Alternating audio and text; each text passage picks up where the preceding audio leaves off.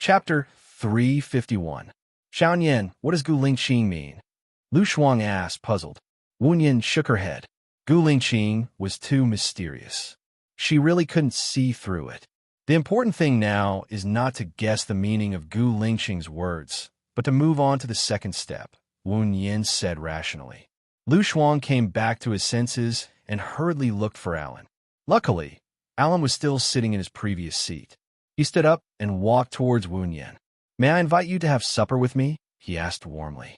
Lu Shuang looked at Wu Yin. Wu Yin nodded. Alan smiled. My pleasure. He walked in front. Lu Shuang pulled Wu Yin over. When they were about to reach the door, Su Jiran blocked Wu Yin's way. Let's have supper together. I'm sorry, the beauty has a date. Lu Shuang said on behalf of Wu Yin. He pushed Su Jiran away. Su Jiran squinted his eyes and looked at Wu Yin's back. The more he looked, the more familiar he felt. It was as if she was Baya. Otherwise, how could there be two people in the world with such a similar back view? They had the same voice and the same personality. He had to find out more. Alan stayed in this hotel. They didn't drive out, but went to the hotel's restaurant directly. What do you like to eat? Alan asked Wu Yin and handed the menu to Wu Yin. Wu Yin handed the menu to Lu Shuang. You order now. Alan took a sip of tea and looked at Wu Yin. Can I have your number now? Mr. Alan, have you ever thought that Dream Girl could be sold at such a high price? Wu Yin changed the topic. Hee. Alan smiled warmly. It's within my expectations. They're all from Country A. They must be interested in Mo. Shui's cooperation in Country A. Then you should know why we are eating with you. Wu Yin went straight to the point. Alan laughed, even more cheerfully. You're so straightforward? I just feel that there's no need to pretend and be polite in front of smart people. That will only make me look hypocritical. While I'm hypocritical, I'll look like a clown in front of others. If Mr. Allen can help, this meal will be on me. If Mr. Allen can't help, that's normal too. Wu Yin said directly. I can arrange for you to meet Stephen, Alan said straightforwardly. Wu Yin also revealed a smile, picked up the teacup in his hand, and clinked it with Alan's. Tea instead of wine. A toast to you. A toast in return, my beautiful princess. Alan picked up the cup with the innate nobility of the British royal family. He took a sip and put down the cup. I don't know if I can have the honor to get your contact information. Of course, if you don't want to, it doesn't matter. It won't affect whether I can help you or not. Lu Shuang held his chin with both hands, stared at Alan, and said, Xiaoyan, give it to him. Wu Yin thought for 3 seconds and asked softly, Mr. Allen, what's the reason why you don't get married? If I say that I haven't met the right person, you'll think that my answer is very exaggerated. I've had 4 girlfriends. The first one was my high school classmate. After I went to college, because of the long separation, our feelings for each other faded. My second girlfriend was in college. After 3 years of dating, we found that their personalities were not suitable for each other, so we broke up. I quite liked my third girlfriend, and we dated for 2 years. But because of our different life philosophies, as time went by, contradictions became the whole of my life. I was very tired, so we broke up. My fourth girlfriend was introduced to me by an elder. I never had any feelings for her, so I don't want to be tied down. I still want to find a girl that I like, Alan explained. Although you have a lot of girlfriends, it sounds very sincere, Lu Shuang said to Wu Yin. Wu Yin smiled slightly. Mr. Allen is a person who pays attention to perfection. He has very high requirements for his other half. The thoughts of your family are also very important to you. You are a man who shows your charm all the time. You're right. That's true. However, if I like the other party enough, I will convince my family. I also have the confidence and ability to convince my family, Alan said with certainty. Lu Shuang saw that Wu Yin and Alan were chatting well and smiled slyly.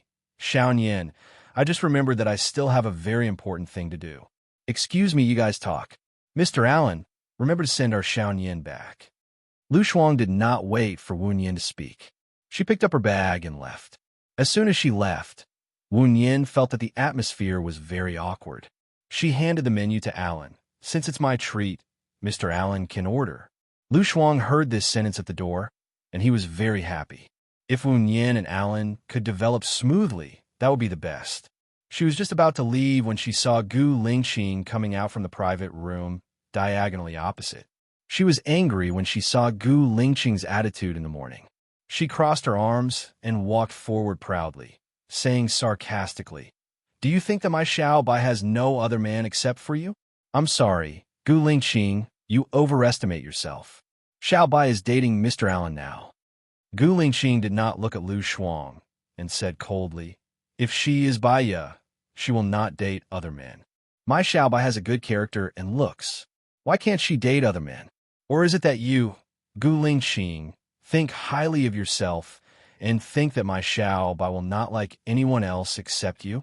You, Gu Lingqing, treat my Xiao Bai so badly. It would be strange if she still likes you." Lu Shuang said angrily, "If she dates other men, she will not be worthy of my love," Gu Lingqing said indifferently. "So you should quickly forget about my Xiao Bai and find a new wife. My Xiao Bai is unlucky to have you thinking about her.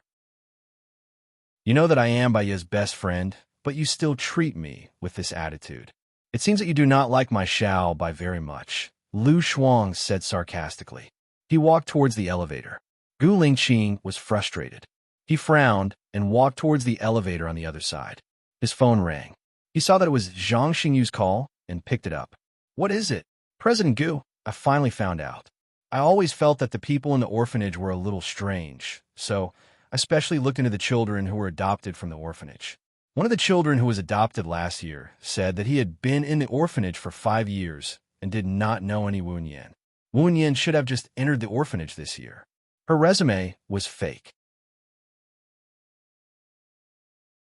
Chapter 352. "I got it. Don't mention this to anyone else other than me," Gu Lingqing said in a low voice. Gu Lingqing said in a low voice. From the corner of his eye, he saw Wu Nian walking towards him. He turned around and faced Wu Nian. His eyes were dark and cold. Wu Nian was going to the washroom. He took a glance at Gu Lingqing and felt that there was no need to greet him. He walked into the washroom and washed his hands. He saw Gu Lingqing in the mirror, who was also walking in. He just looked at her resolutely, as if he was guessing something and did not say a word. Wu Nian retracted his gaze, washed his hands, wiped the tissue, and walked out as if he did not know him. "Let's have a chat," Gu Lingqing said in a low voice when she walked past him. "I'm sorry, I'm not free," Wu Nian rejected directly. "If you're playing hard to get, I advise you not to do so. It's useless to me. I won't give you time to chat next time," Gu Lingqing said coldly. Wu Nian twitched the corner of his mouth. He did not stop and left directly. Gu Lingqing furrowed his brows and looked at her with an increasingly deep gaze. She returned to the private room. Alan had already poured her red wine. She raised the wine glass and looked at the red liquid in it. She shook it slightly, as if she was thinking about something, as if she was meditating. "What's wrong? Did you meet anyone when you went out just now? You don't seem to be in a good mood," Alan asked with concern. Wu Nian looked at Alan and drank the wine. She poured a small glass in her mouth and swallowed it slowly. After drinking, her eyes became misty and she became a little lazy. Her face was naturally red. "Mr. Allen, you like me, right? Or should I say, you have a liking for me?" Alan smiled warmly. "You're the most straightforward girl I've ever met. Yes, I like you. You fit my liking. Then let's go out," Wu Nian said directly.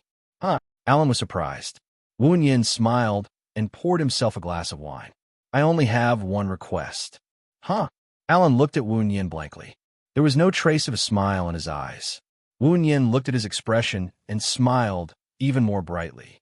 "Since we're dating so straightforwardly, when it's over, as long as one party proposes to break up, we'll end it straightforwardly. There won't be any sloppiness, right?" "Oh, it's just that it's very sudden," Alan said awkwardly. "Did you suddenly get sick on the plane?" Wu Nian took away the red wine glass in front of him, looked at him calmly, and said, "You're not fit to drink, so you should rest. I can go back by myself. You can think about what I said. If you don't want to start with me, it's okay. We'll contact each other after you've arranged a meeting with Mr. Stephen." Wu Nian stood up. "Don't you want supper?" Alan asked. "Firstly, I'm not a person who likes to give opportunities to the opposite sex. Secondly, the purpose of having dinner with you is to talk about the meeting with Mr. Stephen." Thirdly, if we start dating, there will be plenty of opportunities to have dinner in the future. If we don't, this meal will be a waste of everyone's time. Fourthly, what kind of person I am now is what kind of person I will be in the future. Now, I pretend to be a gentle and considerate little sheep. If I let you discover my true nature as we get along, it will only make both of us feel pain and regret our previous relationship. I'm leaving, Mr. Allen. Sweet dreams. Woon Yin picked up his bag. I'll send you back. Allen also stood up. Sending me back is the same as having dinner. Have a good rest. Woon Yin walked out of the room and called Lu Shuang. I'm leaving now. You haven't gone far, right? Wait for me at the door. Woon Yin said simply. So fast. The dishes haven't been served yet. Did you break up with Mr. Allen? Lu Shuang was surprised. Let's talk in the car. Woon Yin said in a low voice. He hung up and walked into the elevator. In the car, Lu Shuang was shocked. He widened his eyes and stared at Woon Yin as if he was looking at a monster. You really want to go out with Allen? Woon Yin was very calm and reminded him. Look ahead when driving. No. Lu Shuang was anxious and stopped the car by the roadside. She didn't believe it at all. Xiaoyan, is what you said true or false? This doesn't fit your style. Are you possessed? Allen has a lot of strengths, but he also has a very obvious weakness. What? Lu Shuang looked at Woon Yin in confusion. His loyalty is low, Woon Yin said with certainty. Lu Shuang hit Woon Yin angrily. You can see that his loyalty is low, and you still want to go out with him? Is there something wrong with your brain? Or is this the side effect of the new drug? Woon Yin turned around and looked at Lu Shuang. He explained, his current state is very suitable for my current situation. I need a boyfriend to eliminate Gu Lingqing's suspicion of me and Su Jiran's pestering. He can also protect me after you leave. But he's a playboy. He might only be fresh for you for 3 months. What should we do then? You won't be taken advantage of for nothing. Lu Shuang was worried. Woon Yin smiled. Allen doesn't like me like you think. He was just trying to get to know me. When I asked him to go out with me, he was very unwilling. Lu Shuang was confused. What do you mean? His gentlemanliness and elegance are in his bones. The self-restraint he has cultivated since he was young makes him unable to refuse a woman's request. Unless it touches his bottom line, he won't touch me if I say I don't want to. Then, Lu Shuang wanted to say something, but stopped. What if he falls in love with you? He is a person who pursues perfection. I'm a person who is incomplete in many aspects. As time goes by, he will naturally feel that I am not suitable for him. Woon Yin said frankly. What if he doesn't agree? Woon Yin's expression didn't change. Then it's a good thing that he doesn't pester you in the future. Is that so? Lu Shuang always felt that there was something strange about it. Allen is in the UK, and you're in a land. You don't see each other much. For me, his existence is just a way for me to say that I have a boyfriend that I can find. That will give me more confidence. It feels like I'm deceiving his feelings, Lu Shuang said softly. During our relationship, he will look for someone more suitable for him. My appearance is just his empty nest period. In other words, it is the tiredness period between him and his girlfriend. When he finds her, he will naturally break up with me. Woon Yin said calmly to Lu Shuang. You said that he hasn't broken up with his 4th girlfriend? Woon Yin asked in surprise. It's just my guess. With his family background, the woman introduced by his parents must have a good background, so it is not good to directly reject her. But Allen has a very high EQ, so he should handle the relationship at the state where they are not yet lovers. Then you have a very powerful love rival. Lu Shuang was worried. I don't even have a lover. How can I have a love rival? Woon Yin said and saw a figure flashing in front of them. Lu Shuang also saw it and hurriedly braked. They stopped to check. Chapter 353. Lu Shuang was stunned and looked at Woon Yin. Woon Yin looked at the woman on the ground expressionlessly. I'm sorry. You got the wrong person. Are you hurt? You're not Baya. You are. The old woman got up from the ground and fell again. My leg is hurt. Shuang called the police. Woon Yin said coldly. Aren't we going to send her to the hospital? Lu Shuang asked in confusion. He didn't think it was Baya's style. Baya would definitely send the old woman to the hospital first and then call the police. There are trees on both sides of the road. There is no reason to cross the road at this time. Although she is old and her eyesight is not good, it is impossible for her not to see such a big car. Besides, she called me Baya. Baya should be your friend. Do you think your friend knows this woman? Wu Yin stared at the woman and said to Lu Shuang, "You are right. This person must have been arranged to be here." Lu Shuang looked around and vented his anger in the bushes. He pushed the bushes aside and saw a few people running away. "Xiaoyan, someone did it on purpose," Lu Shuang said with certainty. "Get in the car." Wu Yin turned and got in the car. "Are we going to leave this woman?" Lu Shuang got in the car and asked, "Should we send her to the hospital or the police station?" "Send her to the hospital. I have such a good heart for the person who set me up. Send her to the police station and let her stay there for 2 days. But it's a waste of my time. I don't want to bother with that. At least we know who sent her." Lu Shuang looked at the old woman, who ran away quickly. There was no sign of injury. "Su Jiran," Wu Yin said with certainty. Lu Shuang felt a chill down his spine. "Is he starting to suspect you?" "No matter how much he suspects, there is no evidence. It can only be a suspicion. Just ignore it," Wu Yin said in a deep voice. Her cell phone rang. Seeing that it was Xiaoyan's, she immediately answered. "Xiaoyan." "Yin Yin." Gu Yan's childish voice rang out. Wu Yin looked at the time. It was already 11 o'clock in the evening. The time difference between Country A and Country X was 3 hours. In Country A, it was 8 o'clock now. "Have you had dinner? How are you getting along with your classmates? Are you getting used to school life? Don't be greedy, okay? Don't kick off your blanket at night, and don't sleep too late at night." Wu Yin's expression unconsciously softened. "After dinner, I got along well with my classmates, and my teacher likes me very much. I like going to school, and there are a lot of children there. They are very friendly, and I don't kick my blanket away at night. I just miss you. I'm staying at my grandma's house now, and my dad is on a business trip. Did you come to see me secretly?" Wu Yin smiled. "Sure, I'll make arrangements before I come to see you. It's just like a spy movie. I've married a team called Yin Yin." "I hope you won't forget what I said," Gu Yin said happily. "Okay, I'll never forget you, I promise," Wu Yin said lovingly. "Mua mua, Yin Yin, that's all for now. My grandma is asking me to take a shower. I'll call you when I have the chance." Gu Yin hung up the phone happily. After receiving Gu Yan's call, Wu Yin's gloominess was swept away. Her heart felt warm, as if it had melted into chocolate. Lu Shuang looked at Wu Yin and sighed. In her current state, how could Wu Yin fall in love and accept her new life? She refused to be with Gu Lingqing, so she could only stay by Gu Yan's side for nothing. She couldn't even acknowledge him. Gu Yin was still young now, so he was a little more dependent on adults. When Gu Yin grew up, he might not even remember Xiao Bai. Lu Shuang sighed again. She was worried. She was worried. Wu Yin had a good night's sleep. Perhaps she had let it go and thought things through. When she got up in the morning and ran her third lap, her phone rang. She saw that it was Alan, so she already knew what to do. She walked under the shade and answered the call. "I didn't sleep last night. I kept thinking about you," Alan said in a deep voice. His voice sounded very tired. Wu Yin's heart trembled. She frowned and asked, "And then?" "I want to date you.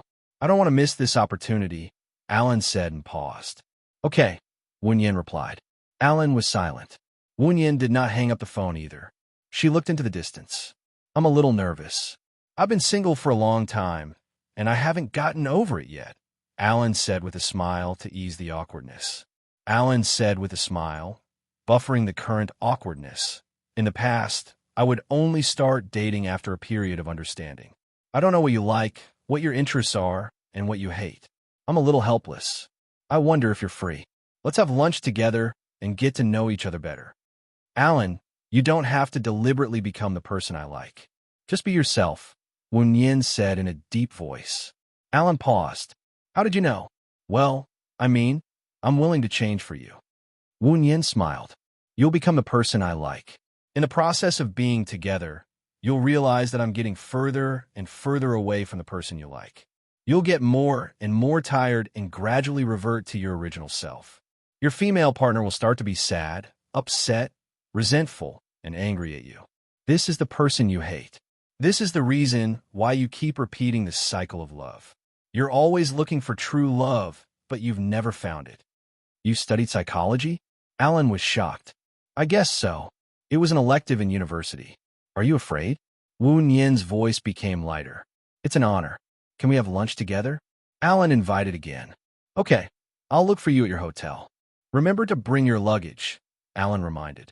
Wu Nian frowned even harder. You don't look like someone who's in a hurry to live together. Don't you want to see Steven? I've made an appointment for you. He lives on a private island. I'll bring you there after lunch. It's a bit far, so I'll be back tomorrow. If you're worried about me, you can ask your friend to come along, Alan said gently. Of course I'm worried about you. Many women want to climb into your bed, Mr. Allen. You don't lack women, and you won't do anything impolite. It's just that Lu Shuang and Steven are talking. I'm just accompanying them, Wen Yin explained. Okay, but can you stop calling me Mr. Allen? Just call me Allen. Darling is fine too. Wu Yin smiled again. Mr. Allen liked delicate girls. Unfortunately, she wasn't. After lunch, they went to the pier. Steven's cruise ship came to pick them up. Wu Yin and Lu Shuang followed behind Allen and boarded the ship. When they went to the living room, Wu Yin realized that Gu Lingqing was there too.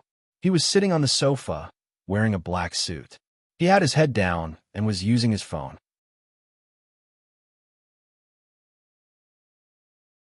Chapter 354. That was displeasure and even more disgust. Wu Yin looked away. His eyes were dark and devoid of any other color. Why is he going? Lu Shuang asked Alan in shock. Alan shook his head, indicating that he did not know. Hey, Gu Lingqing, why are you going to meet Steven? Lu Shuang asked directly. Gu Lingqing glanced at Lu Shuang and ignored him. Lu Shuang hated people who did not speak the most. They acted as if they were unreachable and insufferably arrogant. Her temper suddenly flared up. She deliberately asked Wu Yin, Xiao Yin, when are you and Mr. Allen getting married? Wu Yin knew that Lu Shuang was deliberately talking nonsense. However, being impulsive would only make things worse. It's still early. What do you mean it's still early? You're not young anymore. If you meet someone suitable, you should get married early, Lu Shuang urged. Shuang, stop it, Wu Yin said in a low voice. Lu Shuang saw that Wu Yin was a little angry. He pursed his lips, lowered his head, and did not say anything else. Gu Lingqing's eyes flashed with a strange light as he looked at Wu Yin. In his impression, Lu Shuang was a fearless person. Ever since he was with Shani Yin, he had an imposing manner. No one could subdue Lu Shuang, except for Baiya.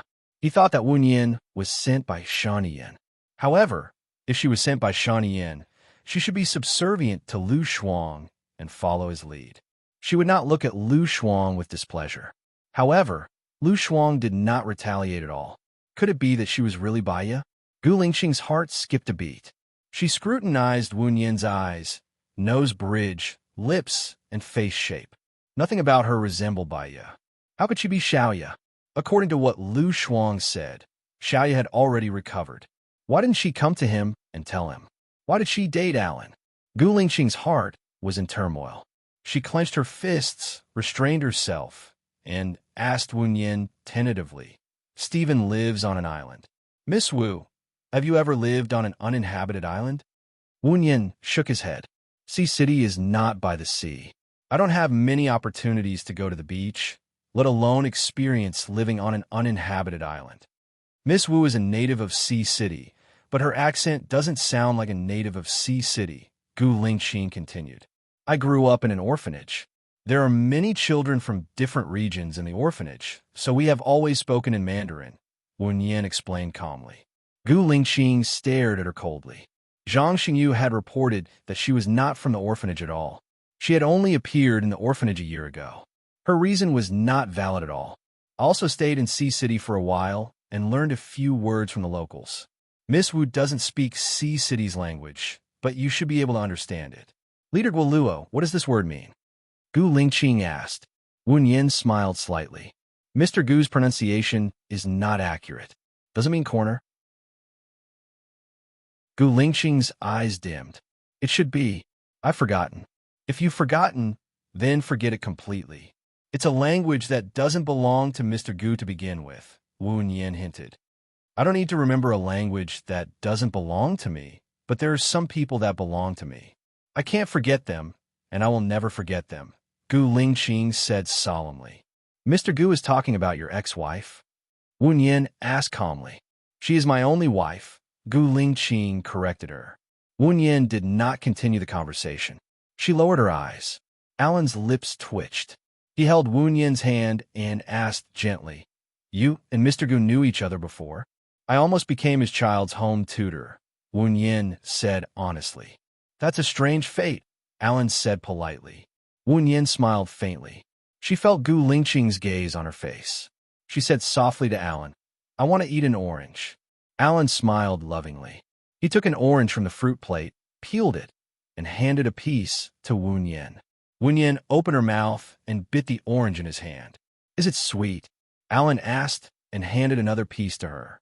Yes, Wu Yin said simply and smiled faintly. Alan looked at Wu Yin with infatuation. He realized that Wu Yin was usually cold, but when she smiled, it was pleasing to the eye. It was enough to make people fall head over heels for her. If you like it, I'll buy it for you when we get back. Okay, Wu Yin replied. She tilted her head and leaned against Alan's shoulder with her eyes closed. Gu Lingqing stared at the quiet Wu Yin and felt faintly uncomfortable. He walked out of the living room, went to the bow, and looked into the distance. Lu Shuang put his hands behind his back and walked to Gu Lingqing's side proudly. He followed his gaze and said clearly, Xiao Bai's found her happiness. Mr. Gu should also find someone to marry quickly. Everyone will be happy. She's not Xiaoya, Gu Lingqing said in a low voice. Yes, she's not. So, Gu Lingqing, stay away from her, Lu Shuang said with warning in his voice. Gu Lingqing glanced at Lu Shuang and was a little annoyed. What do you want? Nothing. Lu Shuang shrugged and said with some disdain, This is good. Lu Shuang didn't insist that Wu Yin was Baiya, which made him feel very uncomfortable. He looked at Lu Shuang and turned to enter the living room. Alan kissed Wu Yin on the forehead. Gu Lingqing was stunned. Wu Yin didn't open her eyes. He didn't know if she was asleep or if she had tacitly agreed. His heart strangled inexplicably, as if it was wrapped by poisonous vines. The vines were a little tight, so his heart ached and ached. Lu Shuang wanted to give Alan and Wu Yin some privacy. He turned and saw Gu Lingqing behind him. Let's talk more. Gu Lingqing ignored Lu Shuang and sat directly opposite Alan. He said coldly, How long have you known each other? Wu Yin frowned slightly. If she woke up now and asked Alan to accompany her outside to enjoy the breeze, wouldn't it seem too deliberate? Alan smiled slightly. Fate doesn't depend on how long we've known each other. If it's based on how long we've known each other, there's no such thing as breaking up in this world. Then how can you be sure that she's your fate? Gu Lingqing narrowed his eyes. She appeared at the right time, place, and occasion. Most importantly, we're together. This is fate. Maybe it's a well-planned scam. Gu Lingqing spared no effort to dampen his enthusiasm. Alan smiled gently. Even if it's a scam, it's still a beautiful encounter. I like this arrangement. Even if I'm deceived, I'm willing. Moreover, I'm looking forward to a turn of events. Aren't you afraid that your true fate is yet to come? Gu Lingqing's voice was even colder. Has Mr. Gu only been in love once? Alan asked suspiciously. Chapter 355. Baiya opened her eyes and met Gu Lingqing's gaze, distant and dark. What if the girl you're sure of doesn't like you, marries someone else, and gives birth to someone else's child? Alan asked immediately. I believe in her. She won't betray our relationship, Gu Lingqing said with certainty. Alan chuckled. Mr. Gu is very confident. I wish you two a happy ending. Alan, Wu Yin said, accompany me outside to get some fresh air. Okay. Wu Yin looked at the sea in the distance. The horizon seemed to be connected to the sky, vast and boundless. On a September day, the wind blowing on the face was very comfortable. It could make people transcend from the mundane world and obtain a moment of peace of mind. Alan looked at her flying hair. It was like a feather tickling his heart. He lowered his head and kissed the side of her face. Wu Yin looked at him. She also saw Gu Lingqing standing behind them from the corner of her eyes. She didn't say anything. Alan looked at her eyes. He raised the corner of his mouth and said softly, "Your eyes are more beautiful than the sea. They're the purest eyes I've ever seen. Don't be fooled by appearance. That's superficial. I've done many wrong things." "When I hear this, I feel a chill down my spine," Wu Yin said bluntly. Alan grinned. "You're very special. So special that I want to treasure it forever. I'm a little worried that you'll be taken away by others. No one can take away what's yours. You can't keep what's not yours," Wu Yin said faintly. Alan lifted her chin, lowered his head, and kissed her on the lips. Wu Yin's eyes flashed with disgust. Alan was British. His style was more open. Kissing on the face was considered etiquette. Kissing on the lips, she couldn't accept it. But Gu Lingqing was watching. If she refused, not only would she embarrass Alan, but she would also embarrass herself. He closed his eyes and felt the warmth on his lips as his chest heaved up and down. Alan didn't retreat. He continued, his tongue tracing along her lips tenderly. Wu Yin didn't like it. She stepped back and turned around to look at the sea, so that Gu Lingqing wouldn't notice her strange behavior. "What's wrong?" Alan was puzzled and a little frustrated. He hadn't kissed enough yet. "Stop with a little taste. Only then will you feel like you haven't had enough. Eating too much makes you sick of the taste." Wu Yin's voice was slightly cold. "Are you a love expert?" Alan asked. "Do you want me to be or not?" Wu Yin glanced at him. "Of course, I hope you are. I will also maintain my excellence so that our love can always be fresh." Alan smiled good-naturedly. A foreigner's way of thinking is indeed refreshing. "Did you slowly realize how long it will take to reach Stephen's place?" Wu Yin changed the topic. Alan glanced at the time on his watch. "About 2 hours. Gu Lingqing probably came here to persuade Stephen to help him." "What do you think Shuang Niu offered to get Stephen's help?" Wu Yin asked. "Stephen's temper is a little weird. It's hard to understand him." "He's a weird old man," Alan commented.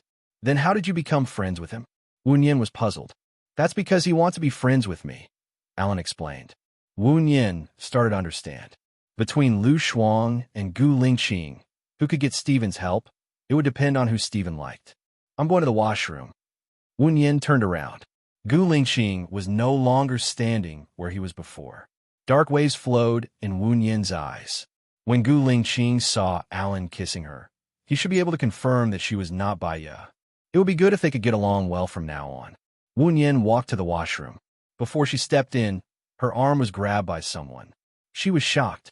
She looked up and saw Gu Lingqing. She asked in surprise, "What are you doing?" Gu Lingqing pursed his lips, pulled her to the washroom, and locked the door.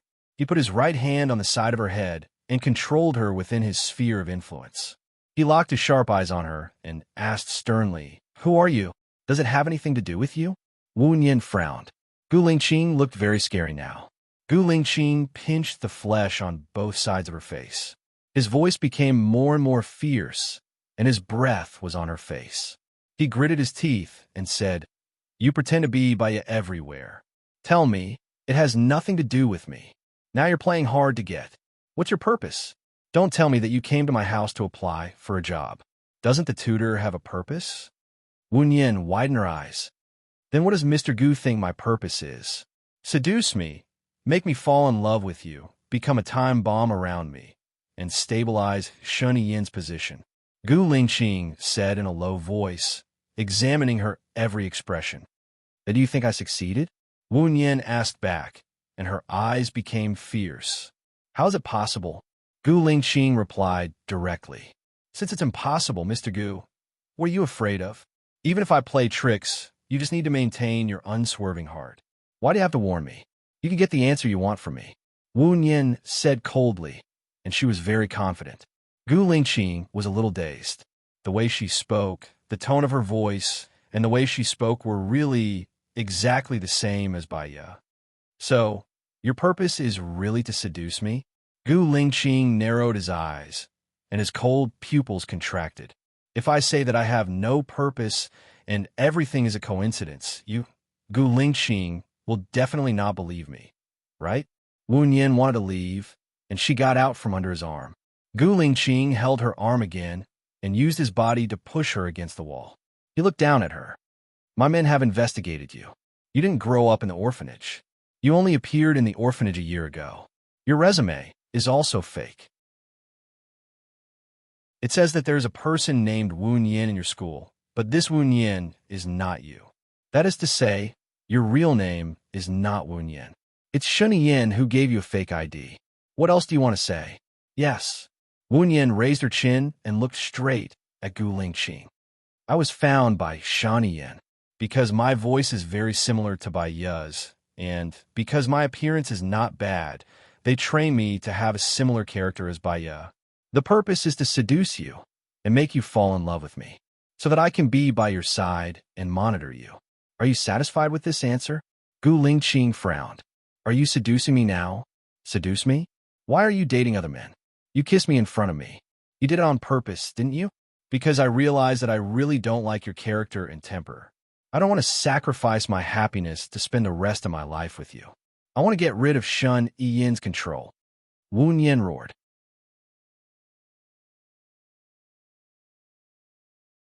Chapter 356. Wu Yin was shocked. He leaned his head back and hit the wall with a bang. There was a loud noise in his head. Gu Lingqing didn't back off. He chased after her and entered her mouth forcefully. His manly scent rushed in her body, and she felt like she was on fire. Wu Yin pushed Gu Lingqing with all his might. The more she pushed, the more he made her unable to move. It was as if a storm was going to break her into pieces. In a moment of desperation, Wu Yin bit his tongue. An intense pain rushed to his senses, and he regained his senses. He stared at Wu Yin with bloodshot eyes, and his face was extremely pale. What was wrong with him? Why did he kiss her forcefully? She was clearly not Bai Ye. He was annoyed with himself for being impulsive just now. He punched the wall heavily and said coldly, "Scram." Wu Yin wiped the blood from the corner of his mouth. He turned around and rushed to the living room. Lu Shuang saw that Wu Yin didn't look well. He went forward worriedly and squatted down in front of Wu Yin. "Xiao Yan, are you all right?" Wu Yin's body was trembling. She didn't know if it was because he was angry at Gu Lingqing, or because he was frightened by him, or because he didn't want to feel heartache and annoyance. "I'm fine," Shuang yelled. "Don't associate me with Gu Lingqing. I don't want to have anything to do with him in this lifetime," Wu Yin said in a low voice. His eyes were filled with tears. "All right, I'm sorry. I understand," Lu Shuang apologized. She regretted it now. She shouldn't have told Gu Lingqing that Wu Yin was Bai Ye. In the end, she didn't let Gu Lingqing take pity on Bai Ye. Instead, Bai Ye was bullied even more. Gu Lingqing didn't trust Wu Yin at all, and he didn't trust her either. "I won't let you get involved with Gu Lingqing again," Lu Shuang promised. Fortunately, Gu Lingqing did not step into the living room until the ship arrived at the island. Otherwise, she would definitely feel suffocated, pressured, and embarrassed. When they got off the ship, Stephen sent 2 cars to pick them up. Wu Yin, Lu Shuang, and Alan got into one of them. The car drove for 10 minutes before arriving at Stephen's villa. Stephen's villa was very grand. It was surrounded by walls, iron fences, and electrified. There was also an overlooked deck and 2 security guards. "Is it very rich to be a painter?" Lu Shuang asked Wu Yin confusedly. Stephen's family used to be in the jewelry business, but Stephen preferred painting. After he inherited the family business, he gave it to his daughter, so he has some money, Alan explained. Wu Yin nodded. That's indeed the style of the strange old man. He originally had a son, but he drowned when he was playing on the island. Now he has 2 daughters, and they split his property equally. It doesn't matter to Stephen, he's only interested in painting, Alan continued. Cool girl, belittle his paintings more. Maybe you'll get something unexpected, Wu Yin suggested. Lu Shuang scratched his head. I'll try my best. There are a lot of people inside. Wu Yin also saw that there were a lot of people, and she felt a little uneasy. There are also guests, and they have always been on the island. They don't look like they live here. Let me introduce them. Alan walked in and smiled at Stephen. Stephen, this is my girlfriend, Wu Yin, and that's my girlfriend's friend, Lu Shuang. Alan briefly introduced them. In the room were Stephen's eldest daughter, eldest son-in-law, the eldest daughter's son and daughter, Stephen's second daughter, the second daughter's friend, and the second daughter's friend's boyfriend. Then, Stephen's butler and Gu Lingqing walked in. When Stephen saw Gu Lingqing, he walked over happily and took the initiative to extend his hand. Master Gu, you really have a good foresight. You said that I would get more than 15 million at the auction, and sure enough, it's 16 million. Wu Yin and Lu Shuang looked at each other. When Gu Lingqing said that winning was not necessarily a loss, and losing was not necessarily a win, they understood what he meant. Su Jiran thought that he had bought dream girls, but in fact, he had made a wedding dress for Gu Lingqing. Gu Lingqing had already contacted Stephen. Then, was there any need for them to fight for Stephen? Master, it's time to eat. A woman wearing a maid costume walked in and said respectfully. When Wu Yin saw her, he was shocked and blurted out, Xiaohe. The servant looked at Wu Yin and sized up Wu Yin's face suspiciously. Do you know me? Wu Yin knew that he had lost his composure, so he explained, we met in the mall before. Have you forgotten?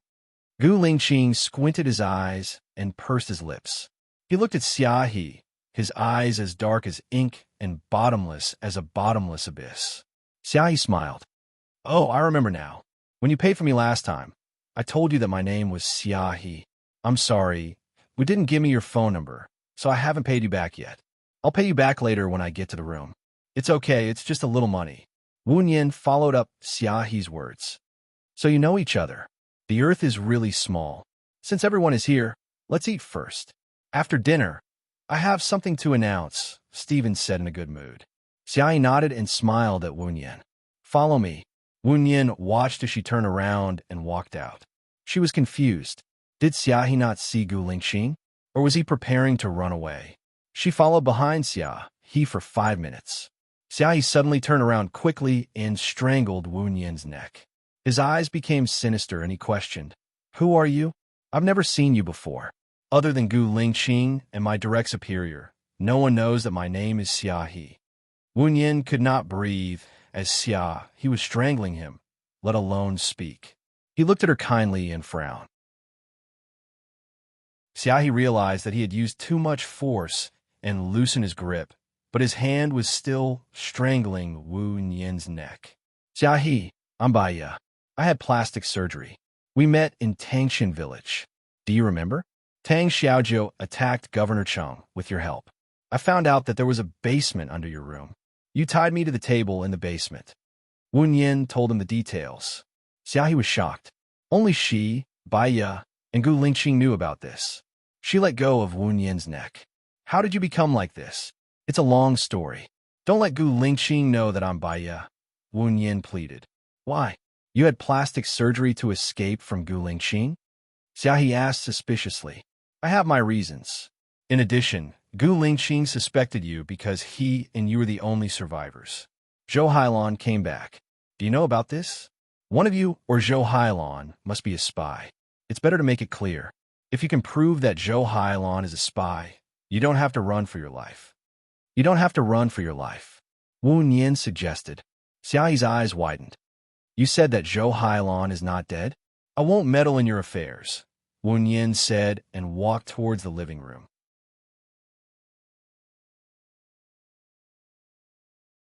Chapter 357.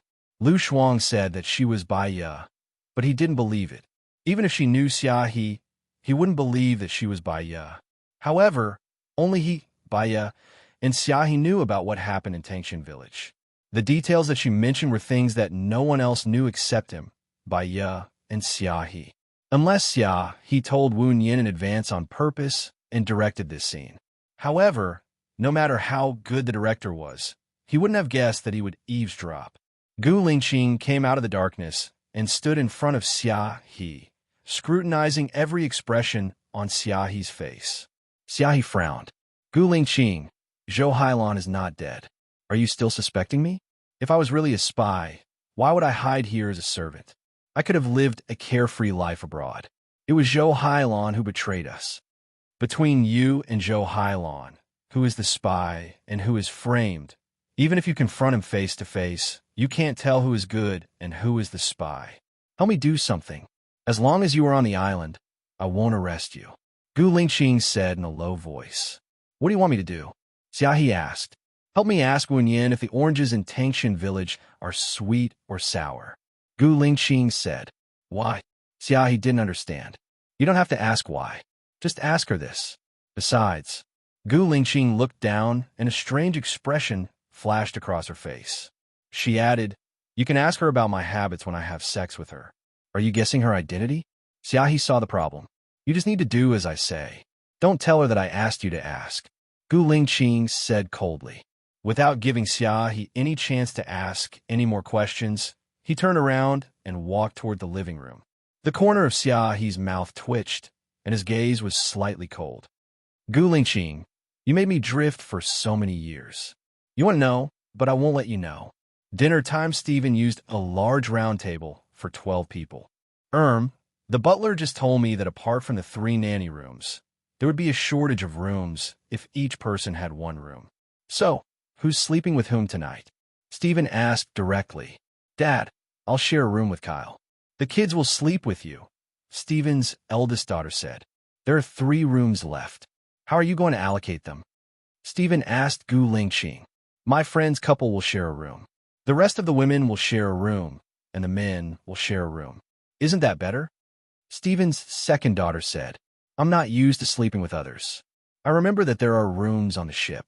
I can stay on the ship at night, Gu Lingqing said in a deep voice. That's great. Wen Yin and Alan are a couple. They can share a room too, Lu Shuang said immediately. Gu Lingqing's face darkened immediately. He looked at Lu Shuang unhappily and looked at Alan. I remember that there are 2 rooms on the ship. I don't like to sleep on the ship. It's too bumpy. Alan rejected Gu Lingqing directly. Gu Lingqing looked at Alan with drooping eyes. You're right. I forgot about that. I'll make do with you for 1 night. Mr. Gu, Alan and Wen Yin are a couple. It's not suitable for you to make do with him. I think this living room is suitable for you, Lu Shuang said bluntly. It's not suitable for Mr. Gu to sleep in the living room either. How about this? I'll ask them to build a bed in the study. My eldest daughter and Kyle can sleep in the study, Stephen said with a smile. Stephen's eldest daughter was unhappy. Why can't Lisa sleep in the study when Kyle and I are sleeping in the study? Sis, I don't mind sleeping in the study if I'm sleeping alone, but I'm sleeping with my dad's guest. Are you going to let the guests sleep in the study too? Stephen's second daughter, Lisa, retorted. Aren't you sleeping alone? Mr. Gu and Aaron will sleep together. The other 2 girls will sleep together. You'll be the only one free, okay? Stephen's eldest daughter retorted. Lisa looked at Wen Yin. Tell me, are you sleeping with your boyfriend or your girlfriend? Wen Yin could tell that Stephen's eldest daughter and second daughter didn't have a good relationship. It was awkward for her to be between them. Indeed, she didn't want to sleep in the same room as Alan. I can sleep with Shuang Niu in the study. I came abruptly. Sorry for disturbing you. Lisa snorted. Let's eat first, Stephen said with a smile. He looked at Wen Yin meaningfully and then looked at Alan. Alan put his arm around Wen Yin's shoulder and pulled her to his side. He lowered his voice and said, Am I being rejected? I'm worried about letting Shuang Niu sleep with a stranger, Wen Yin explained in a low voice. Alan raised the corner of his mouth and said helplessly, You're worried about letting me sleep with a stranger. He's a guy. You're a guy too. I have no reason to be worried. Alan touched Wen Yin's nose lovingly. I really don't know what to do with you. Eat more. You're much thinner than when I first saw you. Wen Yin smiled and didn't say anything. She felt a sharp gaze locked onto her. She didn't need to look to know that it was from Gu Lingqing. She ignored it and focused on eating. Mr. Gu, a toast to you. Stephen raised his glass of red wine. Gu Lingqing also picked up his glass of red wine. The 2 of them clinked their glasses, and Gu Lingqing drank the red wine in 1 gulp. Dad, didn't you say that you have news for us? Lisa asked. Eat first. I'll tell you after eating. Hurry up and say it. I can't eat in peace if you don't say it. Lisa was impatient and urged. I've sold this island to Mr. Gu, Stephen said. Also, I'm going to Country A and won't be coming back for a while. After Stephen said that, Everyone at the table didn't say anything. They looked at each other. No, Dad. Why are you going to country A? Lisa asked confusedly. Mr. Gu is right. My work is perfect and can show three-dimensional images. However, it lacks life and aura. I should go out and walk around to feel the aura of life and put it into my work, Stephen said seriously. Dad, are you okay? You can go out and walk around. Why did you sell the island? Stephen's eldest daughter said disapprovingly. Mr. Goose said that his wife liked the life on the island. I was touched, so I sold it. I'm sick of living here, Stephen said indifferently. Stephen's eldest and youngest daughter looked at each other. They were unhappy but didn't say anything. Xiaohi rushed in from the door and said nervously, Mr. Stephen, did you send the boat out? No. What's wrong? Xiaohi looked at Gu Lingqing with caution. He said in a deep voice, I went to the dock just now. The boat disappeared.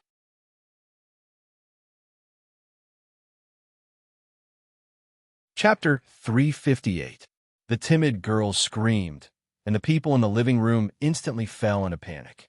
Many people stood up subconsciously, and some squatted down subconsciously. It was chaotic. Wen Yin was also scared. The ship's strange departure and the sudden power cut were all indescribably strange. In addition, this was an independent island, which constituted the conditions for a crime. Cool girl, Wen Yin shouted worriedly. A hand hugged her waist. Baiyu was shocked, and she was pulled into his arms by the owner of the hand. Gu Lingqing's voice was low. Don't be afraid. Wen Yin's heart trembled. This familiar voice, familiar feeling. His voice was low, like the ending notes of a cello. Hearing such a gentle tone again, it felt like a lifetime had passed. I'm not afraid. Wen Yin pulled Gu Lingqing's hand away. Some people put their phones in their hands and turned on the flashlights. It was unknown who screamed in panic. Wen Yin grabbed Gu Lingqing's clothes nervously. Gu Lingqing lowered his head to look at her. Her face was hidden in the broken light, and the outline of her face was like ink. He couldn't see her clearly. Gu Lingqing's eyes darkened. If he didn't see her face, he would really think that she was Baiya. She was indifferent, tough, and cold, but unknowingly, she also had a feminine side. It was just that, in the long run, she used independence to hide that she also needed someone to rely on. That kind of inadvertent fragility could directly hit his heart. Just like that mission, a pregnant woman was held hostage.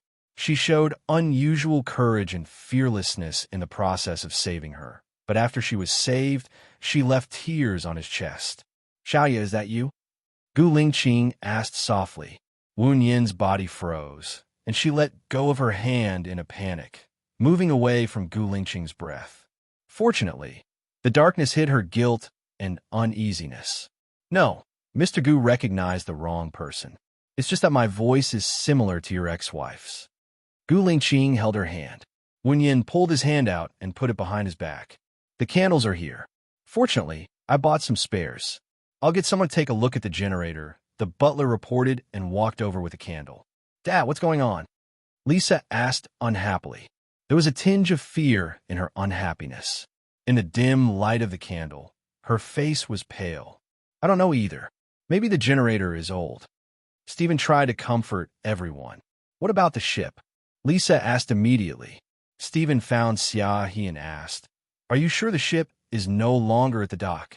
I'm sure. Xiaohi nodded and looked at Gu Lingqing guiltily.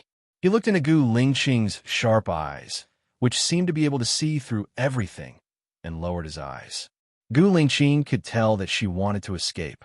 Now, she could not escape, nor could she conceal it.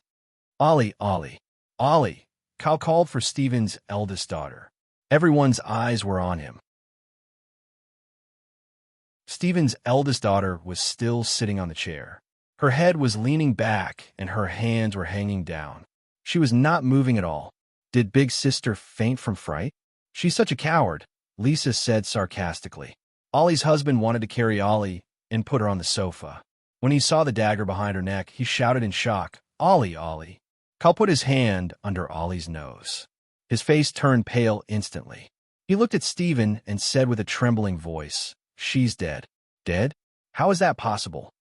Stephen walked forward. Wu Yin looked at the place where Ollie was stabbed. She frowned and looked at Xiaohe. Xiaohe shook her head, indicating that she didn't do it. Don't touch her. Call the police immediately, Wu Yin said. She picked up her bag that was hanging on the chair, dug out her phone, and took it out. There's no signal on my phone, Lisa's girlfriend said in panic. Xiaoyan, there's no signal on my phone either. What's going on? Lu Shuang was scared too. He walked over to Wu Yin. Wu Yin looked at his phone. There was no signal at all. Take a look at our signal transmitters. What's going on? Stephen ordered. Okay. The butler walked away to check. It's best if everyone stays in this living room, Wu Yin suggested. Why? Lisa was confused. I'm scared that my sister died here. The signal is cut off. There's no electricity and no boat. This means that the murderer wants to kill more than one person, Wu Yin analyzed. Gu Lingqing looked at Wu Yin. Personalities could be imitated, behaviors could be copied, and specialties could be learned. However, it was unbelievable that all of these were gathered on one person. The problem was that there were strong and weak learning abilities. There were also people who were sharp in handling cases. She was able to get to the point immediately. Either Wu Yin was too smart and understood it immediately. She could disguise herself perfectly, or she might really be Baya. Thinking that she might be Baya, Gu Lingqing's heart beat wildly, and his breathing became heavier. His gaze that was locked on her became more focused and deep, and the flickering candlelight in his eyes became a spark that was enough to start a prairie fire. Who else does the murderer want to kill? Lisa had a bad feeling.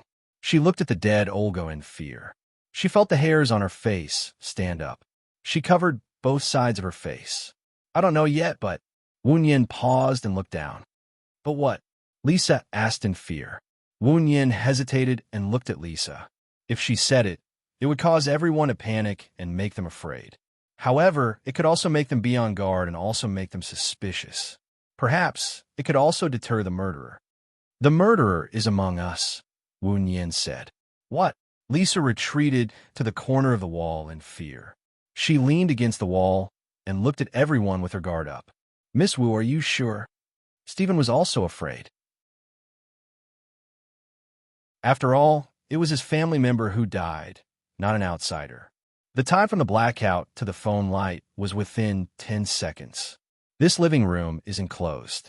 There's time to rush in and kill someone from the outside, but there's no time to leave.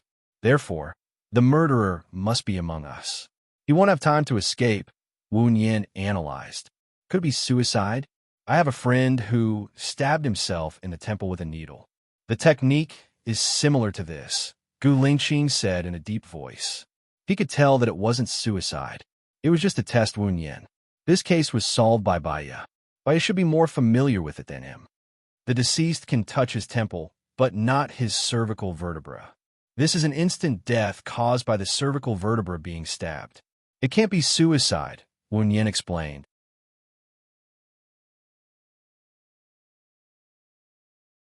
Chapter 359. Master. One of Stephen's security guards came over with a plastic bag. Someone exposed the wires and poured water on it, burning the wires and causing the generator to stop working. Master. The butler also came over with a plastic bag. The signal transmitter was soaked in water. It's broken and can't be used anymore. So, there are at least 3 murderers, right?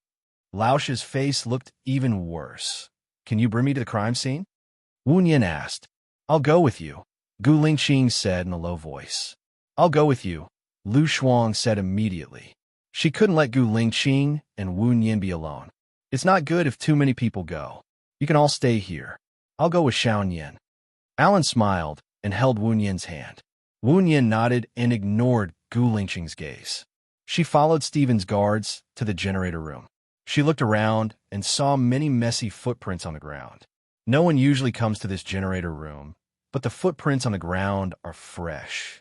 Did you notice who came in today? Second Miss has been here since this morning. She brought 2 of her friends here for a tour, the security guard reported. Where did you find the plastic bag? What was the condition of the plastic bag when you found it? Wu Yin asked the security guard. It was hung on the wire. When I found it, there was still a lot of water in it. Who did this? Could it be Second Miss? Second Miss and Eldest Miss don't get along, the security guard said. Wu Yin followed the position of the plastic bag and saw water dripping from the pipe. Another ladder? Yes. The security guard brought the ladder. Wu Yin fixed the ladder on top of the plastic bag and found a small piece of ice on the pipe, as well as some thin rope wrapped around the pipe. She took the rope and the ice down. Why is there ice on it? Is it frozen? It won't freeze in this weather, will it? The security guard was surprised. Let's go back, Wu Yin said in a low voice. Who do you think the murderer is? Alan asked Wu Yin.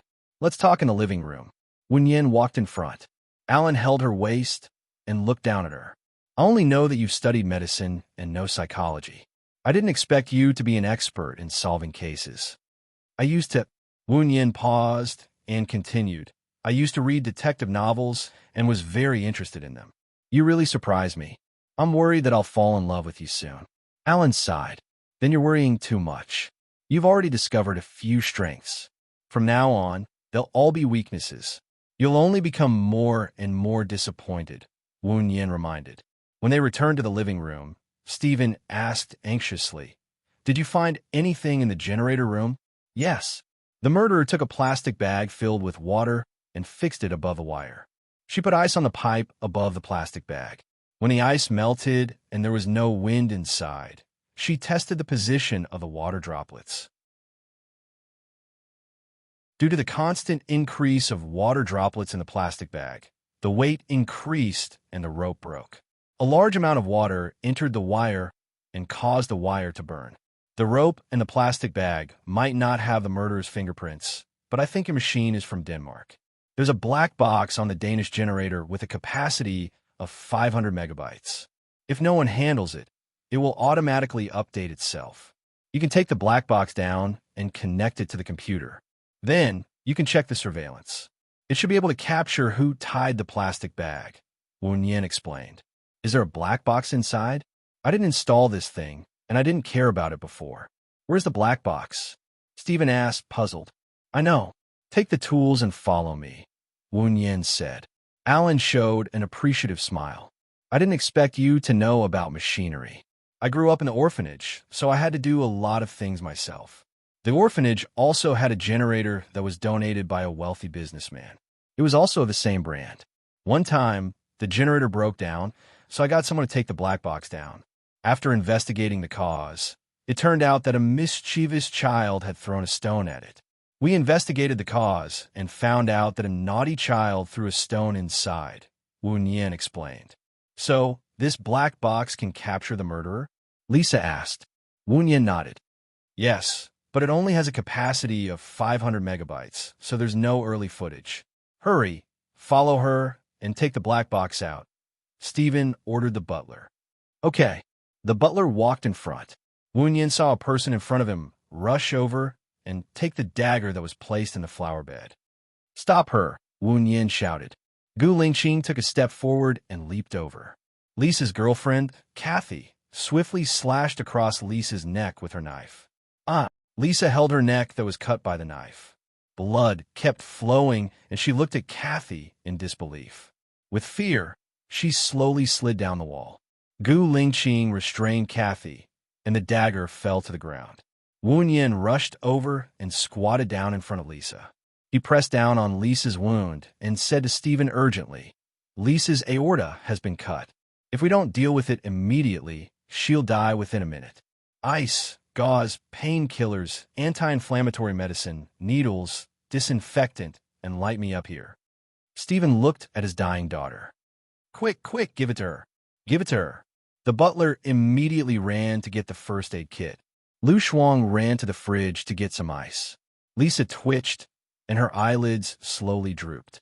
She still looked at Kathy in disbelief. Kathy cried loudly. Her voice was extremely pitiful, as if she was the saddest person in the world. Lu Shuang took the ice and ran over. Wu Yin grabbed a handful of the bleeding area. Cool girl, cooperate with me, okay? When the gauze comes, wrap it around the ice and press on the area I'm pressing. Okay. I know what to do, Lu Shuang replied. Lisa, don't be afraid. As long as you don't bleed too much, you'll be fine. Calm down. I'll stitch it up for you later. You'll be fine. Wu Yin calmed Lisa down. Why are you saving her? You shouldn't be saving her, Kathy scolded with confidence. Killing is your business. Saving people is my business. You can shut up now, Wu Yin said sternly. The butler came over with the first aid kit. Fortunately, we've prepared everything. There's also anesthetic. Do you need it? Wu Yin picked up the anesthetic, opened the bottle, and sucked it out with a needle. Gu Lingqing looked at her deeply. His eyes were covered with a veil. He still remembered the second time he met Baya. The pregnant woman didn't want to be operated on, but Baya insisted. He remembered that she said something along the lines of, "This is my duty as a doctor. If you want to sue me, I'll wait for you." At that time, her expression was firm and courageous. She was focused and unyielding. She had a strong sense of justice. If she wasn't Baya, who could she be?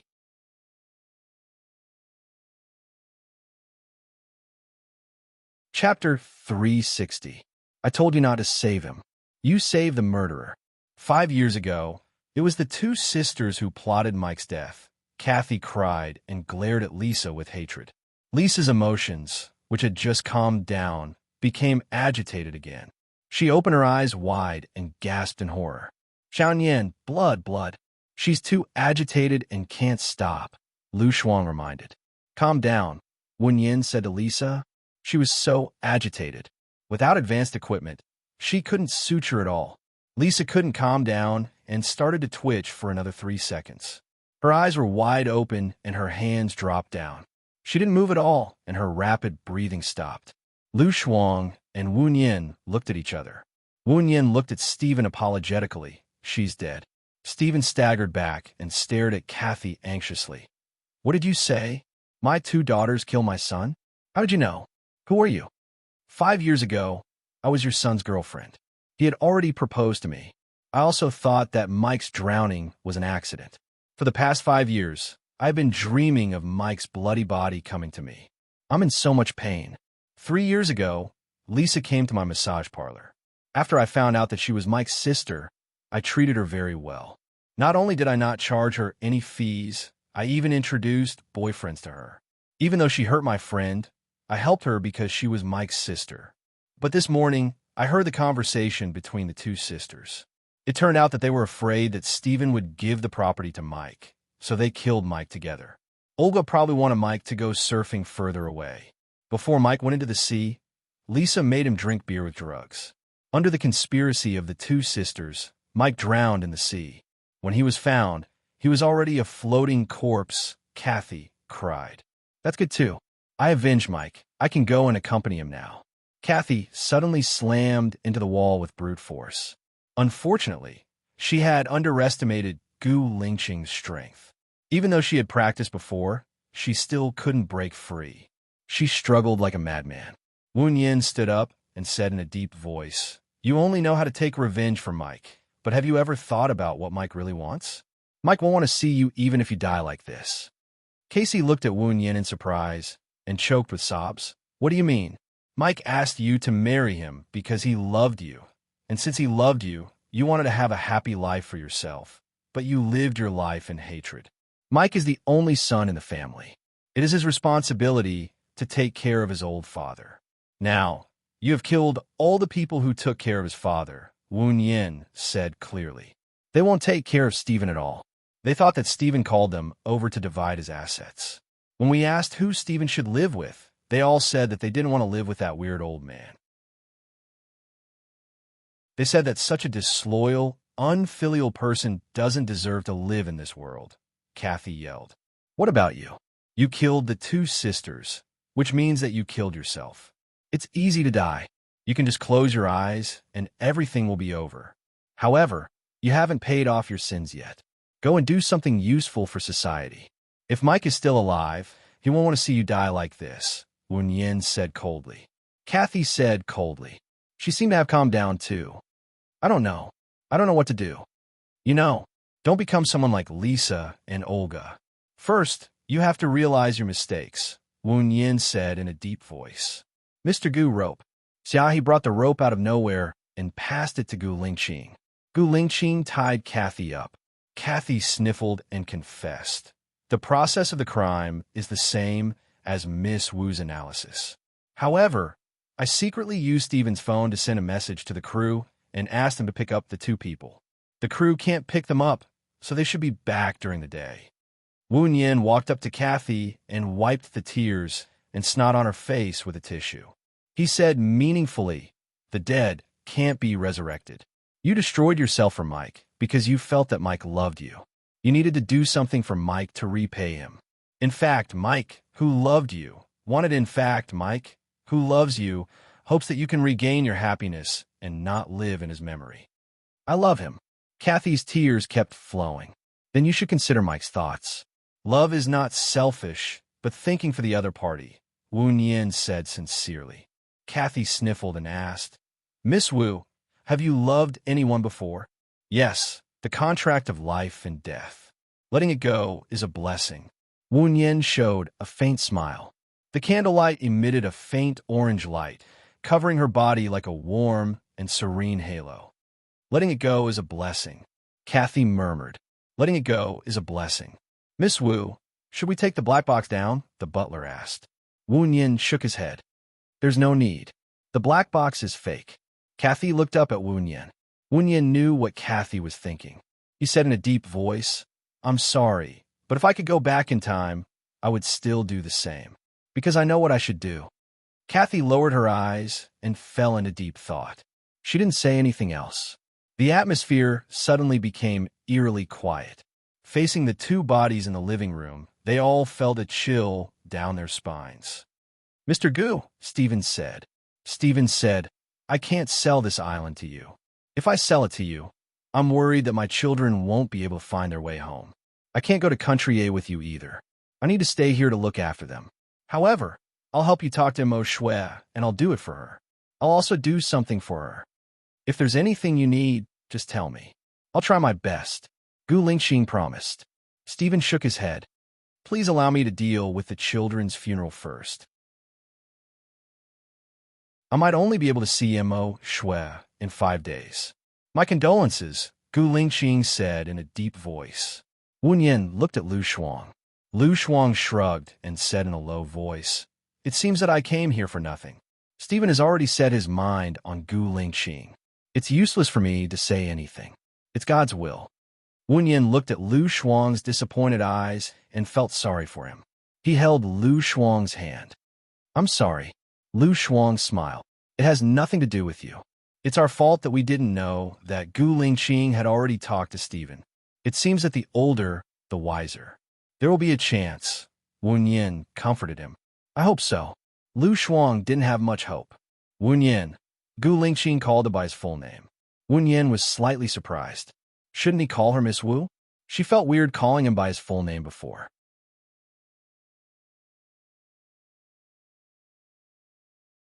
Chapter 361.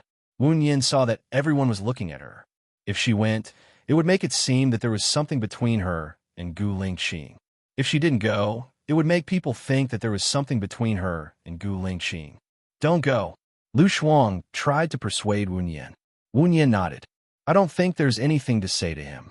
Let's all move Ollie and Lisa to the bed." "Miss Wu, can I have a word with you alone?" Xiaohe also said. "Okay." Lu Shuang held Wu Yin back worriedly. "Will they be okay?" "No," Wu Yin said with certainty. She turned on the flashlight on her phone and followed Xiaohe to the back of the villa. "I want to go back with Gu Lingxing this time. I don't want to hide anymore. What do you think?" Xiaohe asked Wu Yin. "Before I saw Zhou Hailan, I actually believed that you were not a spy because you did not live a good life. After completing the mission, you should go back to China instead of hiding in the remote Tangshan village. After seeing Zhou Hailan, I thought that maybe you were abandoned by your country because you did not complete the mission well," Wu Yin said in a deep voice. "What do you mean?" Xiaohe's voice became sharper, and he looked at Wu Yin in confusion. When Zhou Hailan first came back, she pretended that she was mentally ill and pestered Gu Lingxing. I was sure that she was not sick, and I also thought that she was the real spy. However, after she found out about me, she took the initiative to let go. She also told me that she and Gu Lingxing had a child and asked me to take care of this child. For so many years, She has been by Gu Lingqing's side inconspicuously and did not do anything bad. Although sometimes her methods were a little despicable, it was because she wanted to save Gu Lingqing's feelings, Wu Nian explained. That's right. If she was upright, would her methods be despicable? She's the spy, I'm sure. Xiaohe was a little excited. That's because you know you're not a spy. That's why you're so sure. But other people don't know. They can't tell who's telling the truth between you and Zhou Hailon. Wu Nian also raised his voice. Don't you know? Don't you trust me? Xiaohe asked back. I believe you because Zhou Hailon is standing on the opposite side of me. I don't believe him because of emotional factors. Speaking of emotional factors, Zhou Hailon has a son named Gu Lingqing. Gu Lingqing's parents have always wanted Zhou Hailon to be Gu Lingqing's wife. Do you think Gu Lingqing's powerful parents will believe him? Or should I believe you? Xiaohe was stunned. Indeed, if Gu Lingqing had believed her from the beginning, she wouldn't have had to escape. Didn't Gu Lingqing do it because of emotional factors? Then what should I do now? Xiaohe asked Wu Nian. Either you escape, or... Wu Nian paused. If you have a complete plan, you can sneak back to country. A sneak? Xiaohe locked his eyes with Wu Nian. Many complicated thoughts flashed through his mind. I want to eat the oranges from Tangxian village. Wu Nian remembered the oranges she had eaten in that small town. The boss had used the local oranges to pass them off as wholesale. It was very sour, so sour that her teeth hurt. However, it was very original. She couldn't eat it, so she gave it to Gu Lingqing. The way he looked at her at that time was doting and helpless. The oranges in her mouth were sour, but her heart was sweet. It's the artistic conception, right? Wu Nian replied. Have you eaten it? Xiaohe asked. It's so sour that my teeth are going to fall off, Wu Nian replied with a smile. Xiaohe looked at the place where Gu Lingqing was hiding. She had already gotten the answer for him. You and Gu Lingqing. At that time, I couldn't tell that the two of you were together. It seems that my eyes were blind, Xiaohe said. Wu Nian twitched the corner of her mouth. She didn't want to talk about whether they were together or not. It was too sad. Gu Lingqing will probably catch you and bring you back. You should find a chance to escape. He said that as long as I'm on this island, he won't catch me. This isn't in line with Gu Lingqing's style of doing things. He is loyal and values friendship. Those who died in the mission were his good brothers who risked their lives for him. You are the one he suspects. He won't let you go. Maybe there is something more important in his heart. Or maybe he has changed a lot. I heard from Stephen that he would help him meet Immerse. Immerse and Stephen used to be in a relationship and were in the jewelry business. How could the Gu Lingqing in the past be interested in the jewelry business? Xiaohe sighed. Now that he has taken over the Gu family, expanding the family business is his responsibility. All right, I have to go back. Otherwise, my friends will be worried. Wu Nian stopped the topic. Bye, thank you. I will go to the kitchen and cook a bowl of noodles for all of you. You guys haven't eaten much for dinner, Xiaohe said and walked towards the direction of the kitchen. Wu Nian turned around and went back. She had only walked for 10 meters when she was suddenly blocked by Gu Lingqing. She was shocked and jumped back, covering her heart. She saw clearly that it was Gu Lingqing. Mr. Gu, don't you know that people can be scared to death by scaring others? Didn't you want to seduce me before? Now, I will let you seduce me, Gu Lingqing said in a low voice. Wu Nian's heart trembled. She didn't understand why he suddenly said that. The light of the mobile phone shone on his face. He looked at her seriously. His eyes were deep, firm, and still cold. He didn't seem to be lying or joking at all. When did I say that I wanted to seduce you, Mr. Gu? You are too arrogant, Wu Nian replied and walked past him. Gu Lingqing held her hand and looked down at her angry face. I'm sorry. Wu Nian looked at him in surprise. He rarely said sorry to people, so she understood how precious this sentence was. I was so bad to you before. It was a test for you. After all, you are here to take care of my child. You will enter my life in the future, and the child will be completely handed over to you. Moreover, your voice is very similar to my ex-wife's. I suspected that you were sent by someone with ulterior motives. However, after getting along with you, I found out that you were not sent by someone else. In the future, my child will be handed over to you. Gu Lingqing said very sincerely and looked at her with a burning gaze. Wu Yin was very tempted to take care of his child. That way, he could always be together with Xiaoyan. My way of education may be very extreme. Wu Yin gave him a warning. Don't use people you doubt. I suspected you before, so I didn't use you.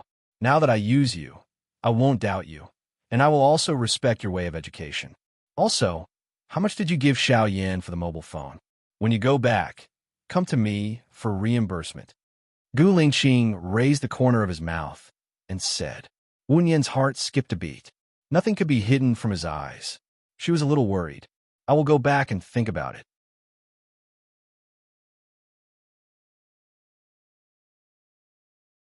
Chapter 362. Gu Lingqing's offer was really tempting. She could take care of her child and help Lu Shuang get rid of Shun Yin's control.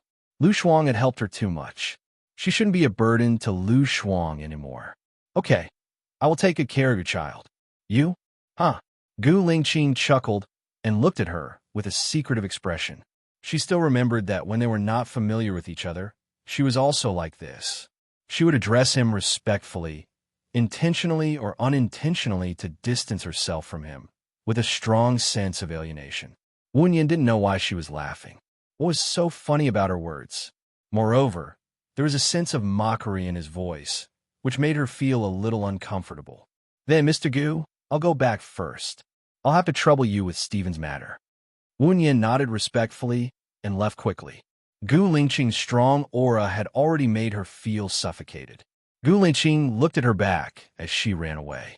His eyes were calm, as if he was in the depths of the beautiful universe and could see through all the sceneries. As soon as Wu Yin returned to the living room, Lu Shuang walked in front of her. Xiaoyan, are you okay? Wu Yin shook her head. I know, Xiaohe. I said something, and she said it to us. Miss Wu, Stephen shouted. Wu Yin nodded at Stephen and listened quietly. Thank you so much for today. If it weren't for you, I'm afraid that my 2 daughters and 1 son would have died without knowing why. Stephen thanked her. Wu Yin didn't think there was anything to be grateful for. She shouldn't be responsible for the 3 lives, and she didn't want to. It's God's arrangement, or it's already destined. Stephen, I'm sorry for your loss. Maybe the 3 of them are living well in another world. Stephen wiped his tears and said in a choked voice. He picked up one of the candlesticks. Please follow me. Wu Yin looked at Alan, and Alan nodded, indicating that she could go. She followed Stephen into one of the studios. The walls were covered with Stephen's paintings, and in the weak candlelight, they had a dim beauty to them. I don't know how to thank you, but these words are the most precious to me. Take 2 of them with you, Stephen said to Wu Yin. Everyone has something that they care about the most, and that they think is the most precious. It's not very kind of me to take away your precious thing at this time. Besides, you really don't need to thank me. Even if it wasn't you, if it were someone else, I would still do what I could. Wu Yin tactfully refused. If you think my paintings aren't good, I have a painting called Dream Girls that was auctioned for 15 million. After deducting the platform fee and taxes, I'll give the rest to you. Mr. Stevens' paintings are unique and full of meaning. Ordinary artists can't compare to them. Why would I think it's not good? Really? You like them? Which ones do you like? I can give them to you, Stevens said sincerely. I only want this painting called Diablo. In a closed room, the light bulb was broken, and the surroundings were dark. Outside the window, the branches were shaking violently, and the lightning acted as the background, casting shadows on the window. A strong light shone through the window, leaving a brief moment of light. A little girl in a white dress was sitting on the ground, lying on an old bed. She looked up at the window, and the corner of her mouth curved up. There were rats on the ground, bats in the air, and spiders in the corner. If you look closely, you could see that the latch on the door wasn't inserted. There was a book on the bed, and the handwriting on the book was very strange. I think it should be Braille. The little girl was blind, and she was imprisoned. She was very lonely, and she went through a lot of hardships and pain, but she also longed for the light. As long as there was a little light, it was worth it for her to look up and pursue. Seeking. I think this is the painting of Mr. Stevens' state of mind at that time. Wu Yin said lightly, and the corner of her mouth curved up as she looked at the painting. However, there was a thin layer of mist in her eyes. You're right. This is my favorite painting. When I was painting this, I was suppressed by my parents. They forced me to give up painting and go into business. I hit many walls and encountered many setbacks. My lover betrayed me. My friends betrayed me, and no one could understand me. When Gu Lingqing saw this painting, it was exactly the same as what you said. He stood where you are now, looking at this painting without saying a word. He looked at it for the whole afternoon, and I didn't know what to say. He looked at it for the whole afternoon, and when I secretly went to see him, I saw him crying. Stephen sighed. A drop of hot tears rolled down from Wu Yin's eyes, and then the tears turned into a string of pearls. She was a little emotional, and she turned her face away. This painting made her want to cry, because it was the complete portrayal of her heart. At that time, she was suffering from the betrayal of her marriage, her father's suppression, and her mother's illness worsened. She was lonely and desperate. Gu Lingqing was the lightning that passed through the window, short and bright. She only felt the warmth of the light, and then she opened the door and rushed out without caring about anything else. She ignored the branches on the window that were swaying crazily like demons. After she rushed out, she realized that there was not only bright lightning outside, but also a storm with plague. Her infatuation touched the lightning. In order to find the way home for her, the lightning deviated from the original track that belonged to her. She thought that Gu Lingqing must have the same thought as her. You cried too? Stephen asked.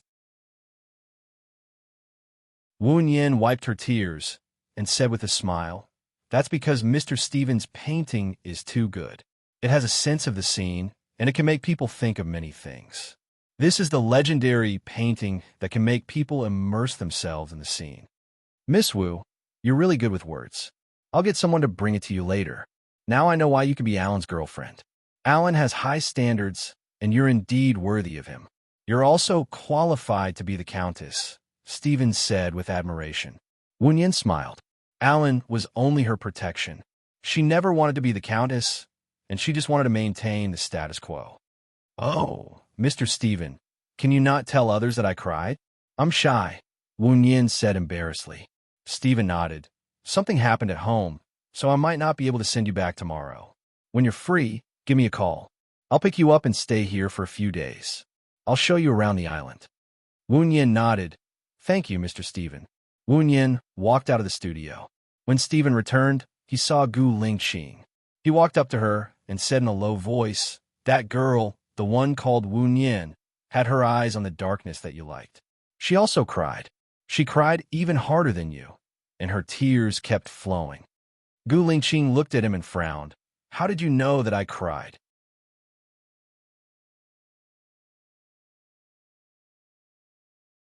Chapter 363. Gu Lingqing frowned even harder. He stepped forward and held Stephen's arm. Before he could say anything, Stephen said anxiously, She said don't tell anyone about her crying. I've already told you. You should make up for it. I'm not talking to you about that, Gu Lingqing said in a deep voice. What's going on? You scare me to death. When you, Gu Lingqing, get angry, the earth will shake, Stephen said, panting.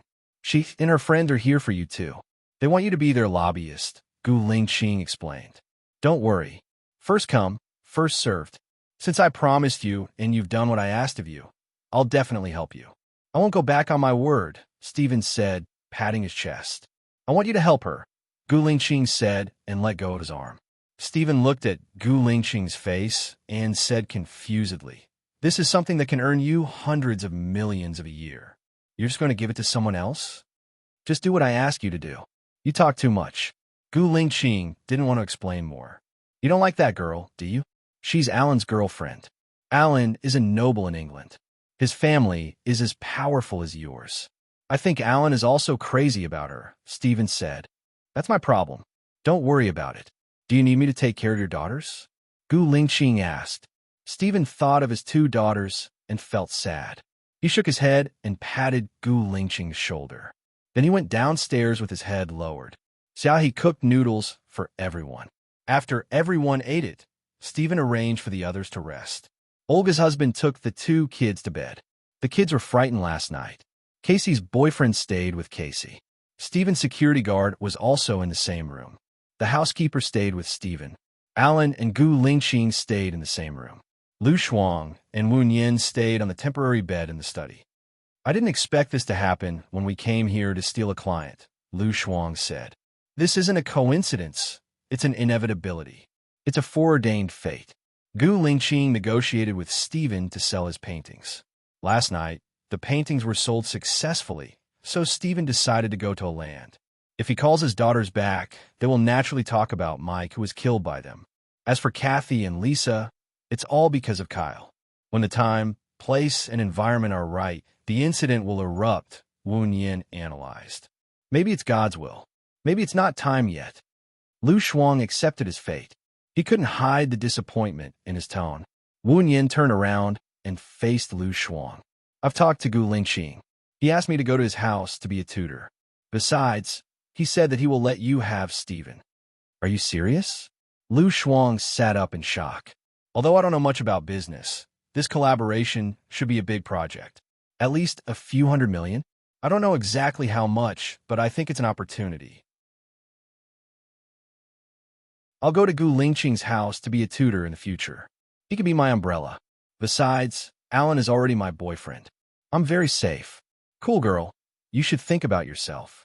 Wu Yin lowered his voice and said cautiously. But Gu Lingqing gave up such a big business for you. Could it be a trap? Lu Shuang was worried. As long as I don't do anything that will harm him, his children, his parents, or his friends, Gu Lingqing won't do anything to me. I can still guarantee his character. He's not an unreasonable person. Could he be sure that you're Baya? Lu Shuang guessed. My appearance has changed, and my DNA has changed. As long as I never admit it, he will never be able to confirm it. It's fine as long as you don't admit it. Wu Yin comforted Lu Shuang. Baya. Lu Shuang shouted and looked at Wu Yin suspiciously. I may leave soon. After I leave, we may not contact each other for the rest of our lives. Can you tell me something from the bottom of your heart? Baya felt sad. Lu Shuang was her best friend, and also her only friend. She would not contact him for the rest of her life. Thinking about it made her sad. But perhaps that was the fate between them. It was the arrangement of fate. Her eyes became misty. I'll tell you all my true thoughts. Do you still love Gu Lingqing? Lu Shuang asked. Wu Yin looked at Lu Shuang deeply. Baya loves Gu Lingqing deeply. She can love him until she dies. But I'm Wu Yin. Is it possible that Wu Yin falls in love with Gu Lingqing? Lu Shuang asked immediately. Wu Yin was silent. Various colors of light flowed through her eyes. She gradually lowered her eyes, and her long eyelashes covered the flowing light in her eyes. Lu Shuang twitched the corner of his mouth. You don't have to answer. No matter what you want to do, I only hope that you can be happy. You must be happy. Shuang, what is the purpose of a person's life? Wu Yin asked, tears flowing down her cheeks quietly. Lu Shuang saw that Wu Yin was crying, and his tears flowed out uncontrollably. He hugged Wu Yin. Xiaobai, I don't want to be separated from you. I want to continue to talk with you, continue to fight against the same enemy, continue to work together, go shopping together, eat together, and sleep together. Wu Yin hugged Lu Shuang too. She didn't say anything. She just let the sadness run wild, and her heart tightened. There were some promises of goodbye that she couldn't say out loud, because she understood that if they met again, it would mean that they would have to face greater trouble. It would be difficult to meet again. The two of them cried for a long time. In sorrow and pity, they lay on the bed together. Lu Shuang hugged Wu Yin's waist. I hope that when Shen Yin finds a new lover, we will have the chance to meet again. When Shen Yin is no longer interested in you, I will go to Country D to look for you, Wu Yin said in a hoarse voice. Go to St. Martin's Church and find a priest named John. He will give you my contact, Lu Shuang instructed. Okay, I will always be in Country A. You know where to find me, Wu Yin sniffed and said. Lu Shuang buried his head in Wu Yin's hair. He put away his usual cheeky and careless face and said in a deep voice, I know where to find you. Wu Yin fell asleep in a daze. She had a dream where she was really going to say goodbye to Lu Shuang. In the dream, she cried. Love, friendship, and family. She had all of them, but they seemed so far away. When she woke up, her tears wet the pillow. She sniffed and turned to look at Lu Shuang. Lu Shuang also had a bad dream. His temples were wet. Wen Yin felt sorry for him. She also made a decision. Next, in addition to taking care of her child, she also had to prepare for the reunion with Lu Shuang.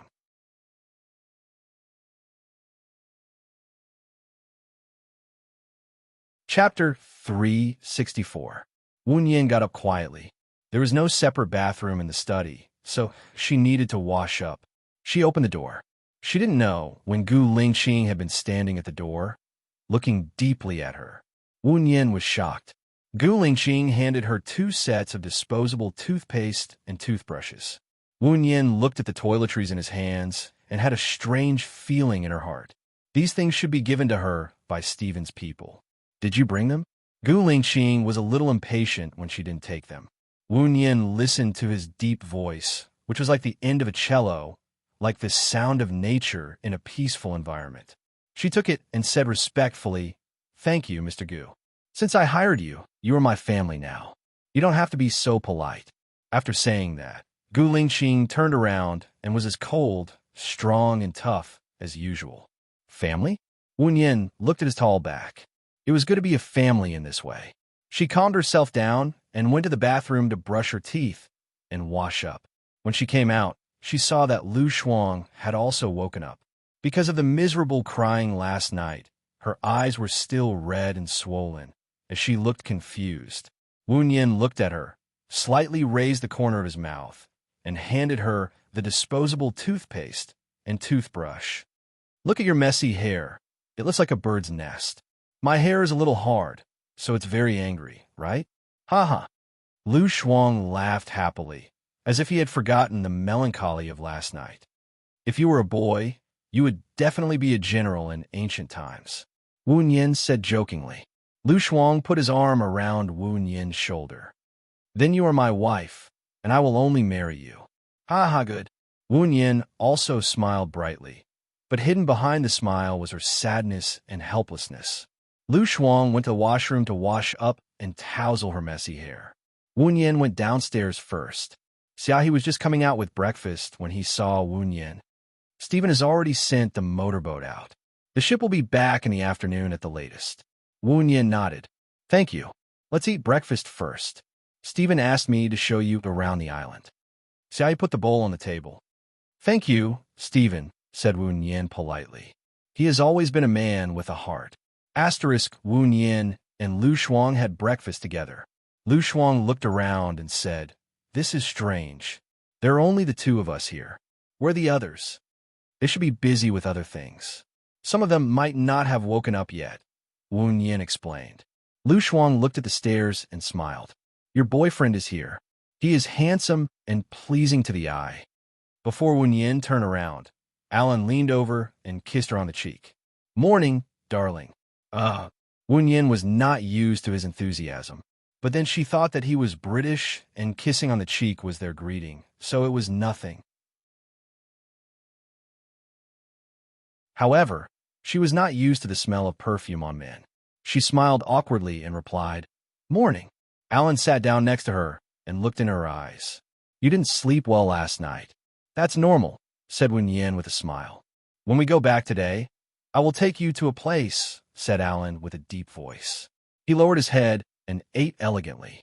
Wen Yin and Lu Shuang looked at each other. Lu Shuang squinted her eyes and smiled, looking like a gossipy person.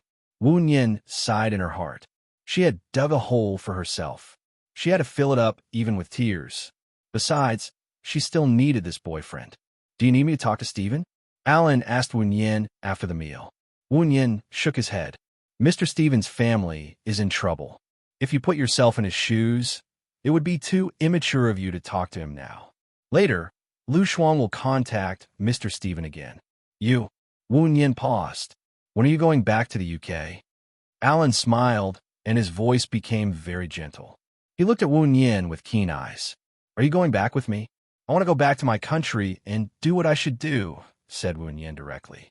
Alan paused slightly. He did not hide the disappointment in his eyes, but he still raised a polite smile. You are really straightforward and cute. I have business in country A, but I have to go back to the UK to send the necklace my grandmother asked for. Then I will go to country A to find you. I don't want to be separated by distance. I don't want to be an obstacle to our relationship. Wu Yin felt a little wet in her heart. She looked at him softly with a mixture of apology and guilt. He is so romantic. Lu Shuang held his chin and looked at Alan. Alan smiled gently.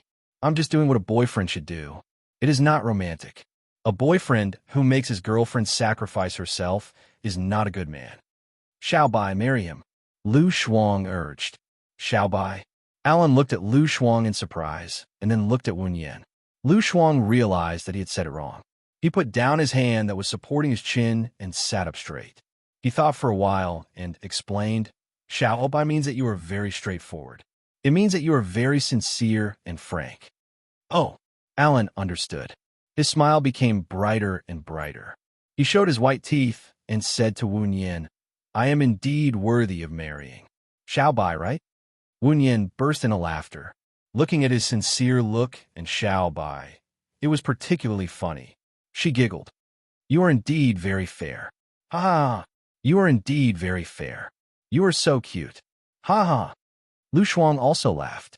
When Gu Lingqing walked out of the door, she heard the laughter of the three people inside. She frowned slightly, and her eyes were covered with a layer of mist. He rarely heard such a hearty smile from her. When he walked into the room, he saw Alan kissing Wu Yin's forehead. His face instantly turned livid and he walked over gloomily. It's good to smile like this. It's less distant and indifferent, and it's very beautiful. You should smile more often. Alan said softly. Wu Yin understood that he was deliberately making her smile. She felt touched. You mean that I don't look good when I don't smile? You look good too, Alan said quickly. Gu Lingqing lifted the chair and sat opposite Wu Yin. She leaned against the chair and looked at Wu Yin coldly. There was a dim light flowing in her eyes. Tell me, what made you so happy? Tell me, so that I can be happy too. Do you want to hear the love words of Xiao Yin and Alan? Lu Shuang interrupted with a harsh tone. Oh, what love words? Gu Lingqing looked at Alan with hostility and sneered. Tell me, so that I can learn. Rotten wood cannot be carved. Alan, you should have been to this island before. Take us out for a walk. There's an annoying fly here. Lu Shuang stood up and pulled Wu Yin. Alan smiled at Gu Lingqing. Sorry.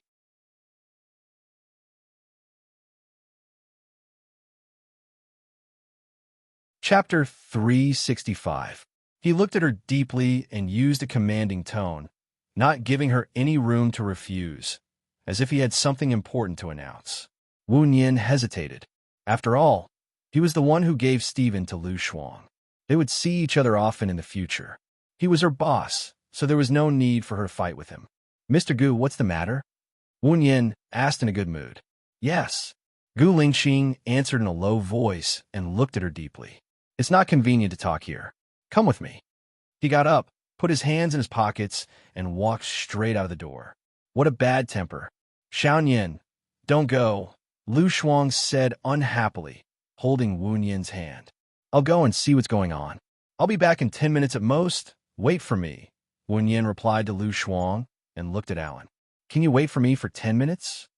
Alan nodded with a smile. Call me if you need anything. I'll keep the phone on for you. I will, Wu Yin answered and went out, following Gu Lingqing from afar. He stopped at the green-shaded corridor and looked at the blooming honeysuckle. Wu Yin stood behind him. Do you know what this is called? Gu Lingqing asked. Honeysuckle. There were a lot of them in the orphanage when I was young. The aunt who took care of us said that honeysuckle is a good thing. It can reduce heat, reduce swelling, and detoxify the blood. It blooms 4 times from May to October, but it only lasts about a week. Every time it blooms, the aunt in the orphanage would bring us to pick it together. After picking it, she would spread it on the bamboo board to dry. I remember that my gums were swollen once, so the aunt made me some honeysuckle.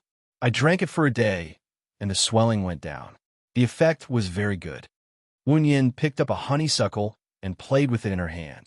Gu Lingqing turned around and faced her, looking down at her delicate and flawless face. I had to grow up in the orphanage, so it was so real. Even her expression was warm and gentle as she reminisced.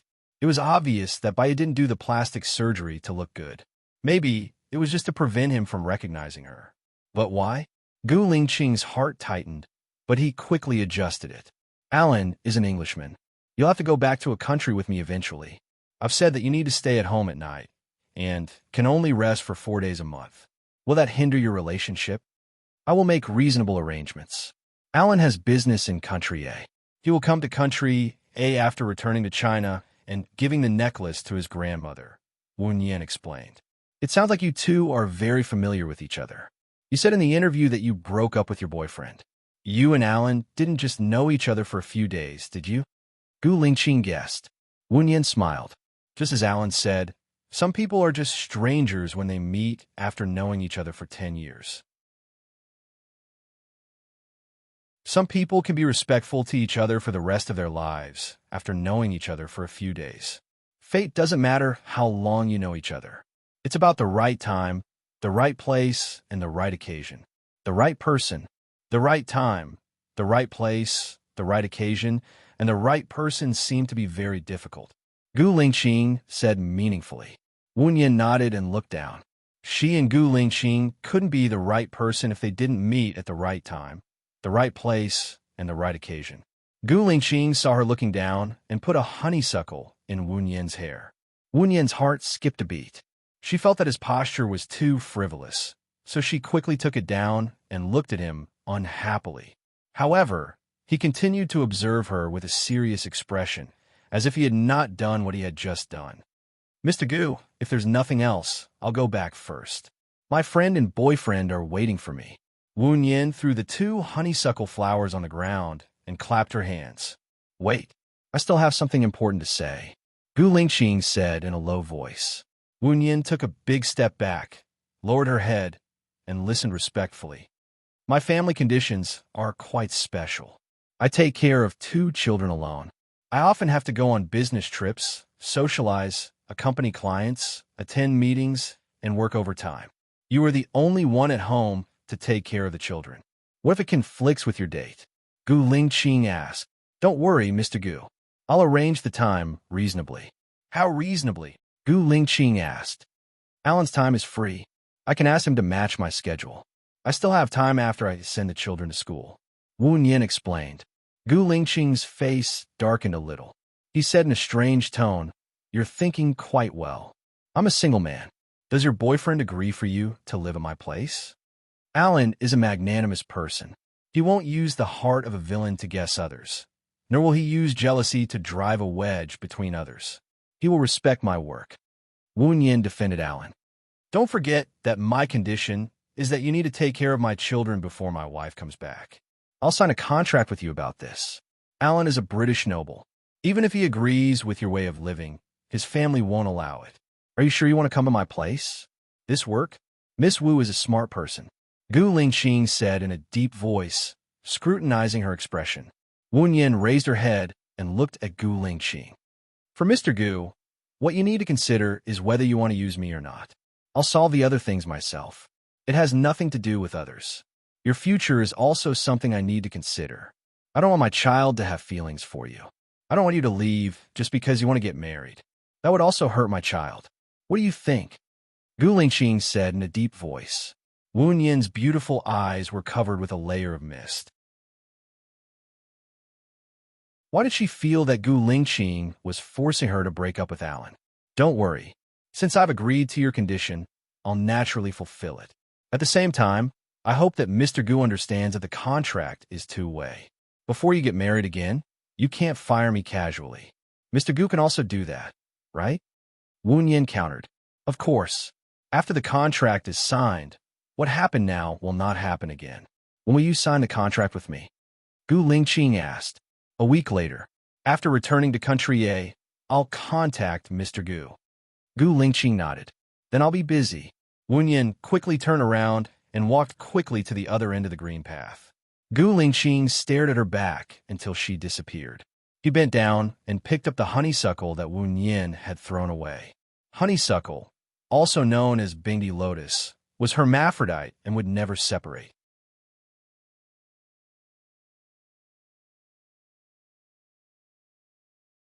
Chapter 366.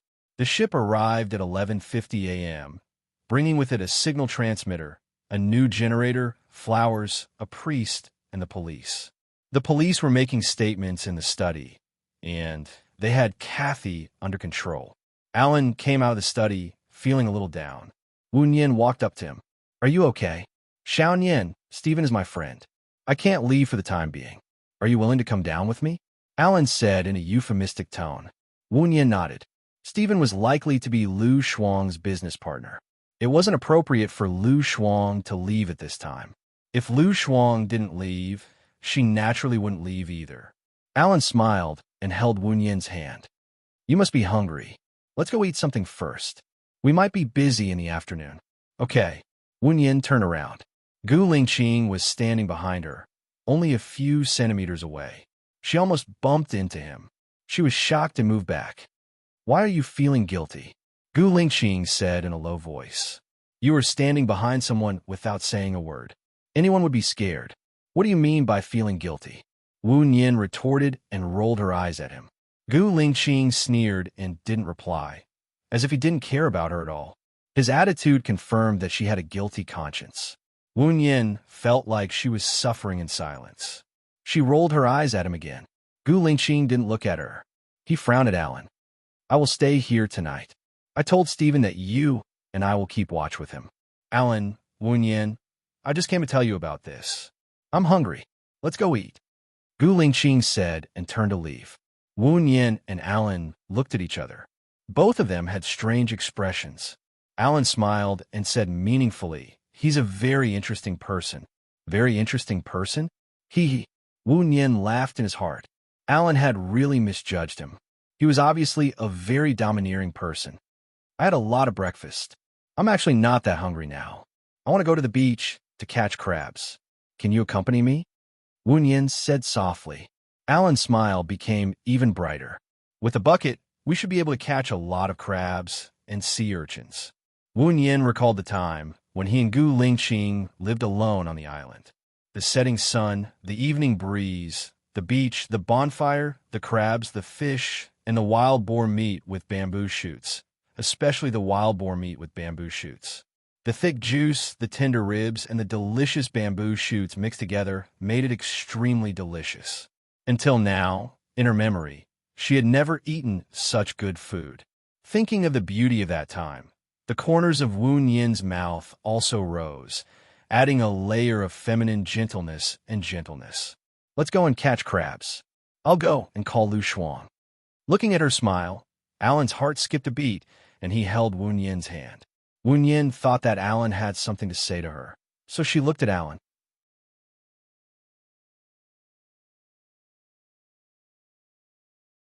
It was because she remembered the happy times in the past. She didn't believe that Wu Yin didn't love Gu Lingqing. Lu Shuang grabbed a crab and peeled it in half. Steam came out. "Cool girl, isn't it hot?" Wu Yin asked worriedly. Lu Shuang put the peeled crab on the leaves and blew on his hot red palm. "Xiao Yin, some people's love is like this hot crab. If you don't let go, you'll hurt yourself. It's better to give up." "I understand. You silly girl, wait a minute." Wu Yin walked into the forest. After a while, she pulled a cactus and put it on the leaves. She crushed it with a branch and smeared the juice on Lu Shuang's palm. "Use aloe vera, cactus, or green tea leaves and sesame oil to treat burns. It's very effective," Wu Yin said to Lu Shuang. "That's why many people forget the pain when the scar is healed." Lu Shuang sighed. Wu Yin's eyes flickered slightly. She didn't say anything and focused on roasting the crab. Her thoughts drifted far away, until someone sat down next to her and a familiar smell came to her nose.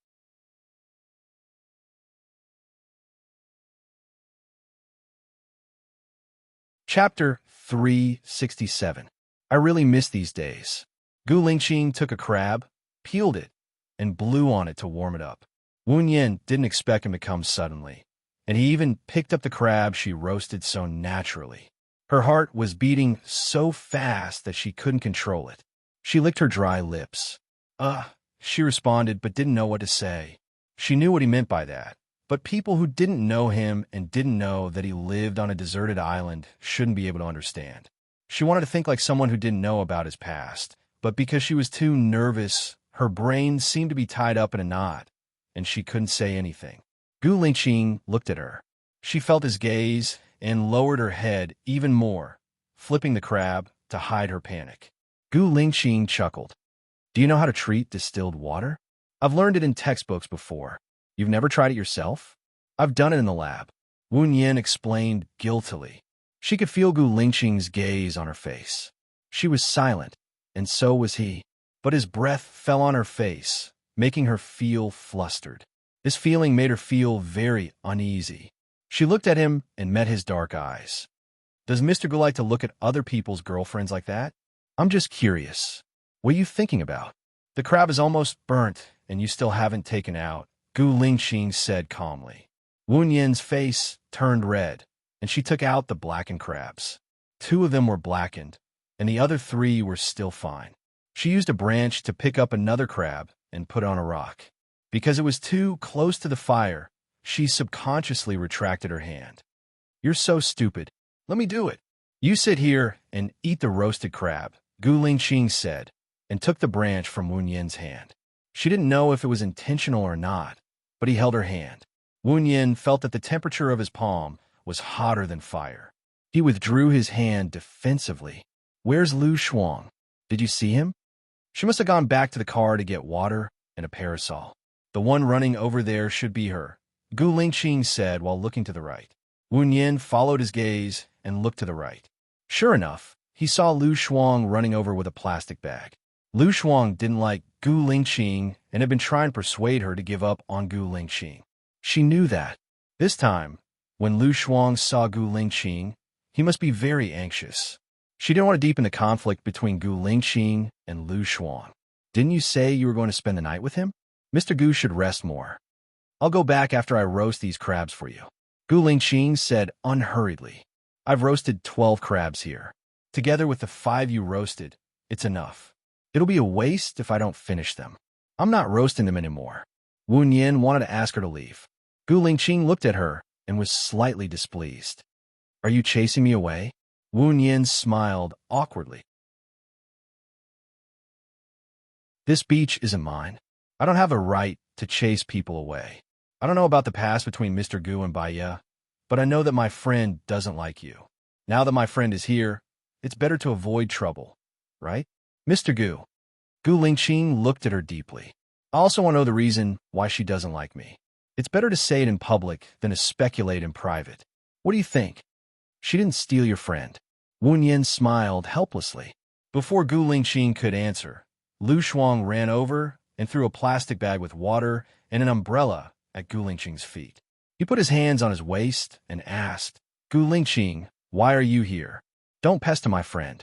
I told you before. Why? Gu Lingqing asked coldly. You've harmed Baiya. Is it not enough for you to harm Wu Yin? Lu Shuang said angrily. I've never harmed Baiya. If I didn't like her, I wouldn't have married her. Even the divorce was planned by her. It wasn't what I wanted, Gu Lingqing said in a deep voice. He stood up, and his aura suddenly changed with his strength. Since Baiya planned the divorce, it means that she doesn't like you. Why are you still pestering her? If you didn't pester her, she wouldn't have died, Lu Shuang said emotionally. She planned the divorce to save me. It's not that she doesn't like me. Gu Lingqing's eyes also became cold. What's the result of liking you? She lived a more painful life than anyone else. She died in pain. She didn't enjoy any happiness. Gu Lingqing, if you still have a little conscience, let my friend go. She can get happiness as long as she stays away from you, Lu Shuang shouted. I'm confident that I can give her everything, as long as she trusts me a little more. Gu Lingqing's eyes were red, and he said meaningfully, Cool girl, stop arguing, Wu Yin said in a deep voice. Lu Shuang saw Alan walking over with a bucket. He pursed his lips, crossed his arms, and turned his face away. He was sulking and picked up the sand at his feet. I'm sorry, Mr. Gu. I need to talk to my friend, Wu Yin said politely. Gu Lingqing looked at her deeply. His eyes were filled with anger. He turned his head and walked towards the dock. Seeing Gu Lingqing leaving, Lu Shuang quickly held Wu Yin's hand and said worriedly, "Did Gu Lingqing bully you?" Wu Yin shook his head. "Cool girl. I'll go to Gu Lingqing's house to be a tutor. We'll see each other all the time in the future. It's not necessary for you to be angry when you see him getting along with me. Can you not go to his house to be a tutor? Alan is quite nice. He's gentle and kind to you. You could be happy again." Lu Shuang tried to persuade him. "Will you take Xiao Bao with you when you leave this time?" Wu Yin changed the topic. "Of course," Lu Shuang said without thinking. "What if Xiao Bao can't leave, and you're the only one who can leave?" Wu Yin asked again. "Then I definitely can't leave. Xiao Bao is my child. I won't feel at ease leaving Xiao Bao with Shani Yin, that treacherous villain. Shani Yin will definitely teach Xiao Bao bad. Or, after he has his own child, he won't care about Xiao Bao, or he may abuse Xiao Bao. Then Xiao Bao will be too pitiful." Lu Shuang said sadly. "Gu Yin is my son. There's a scheming Zhou Hailan by his side. Zhou Hailan's son, Guru Ruoxin, is not easy to deal with. Xiao Yin's stomach is not good because he ate too much spicy food. Zhou Hailan deliberately encouraged me to make spicy food for Xiao Yin. I'm even more worried," Wu Yin said with a red face. She said. Lu Shuang understood. He cried and said, "I'm sorry, Xiao Yin. I shouldn't have said that and done that to make things difficult for you. I feel sorry for you." Wu Yin smiled. "I know. You're doing it for my own good." She put her arms around Lu Shuang's shoulders and sat down. "Come on, have some crabs. It's not hot now." Wu Yin's cell phone rang. She was startled. She took out her cell phone and found it was a strange number. She answered it suspiciously.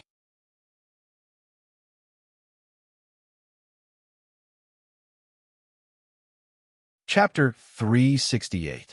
"Let's keep in touch if fate allows it," Wu Yin said in a low voice. A trace of sadness flashed through her eyes, and there was a faint bitterness lingering in her heart. She was very unfortunate, but compared to Xiaohe, she seemed to be lucky. At least, she had friends, a lover, and a child. Even if they couldn't be together, they still cared about each other.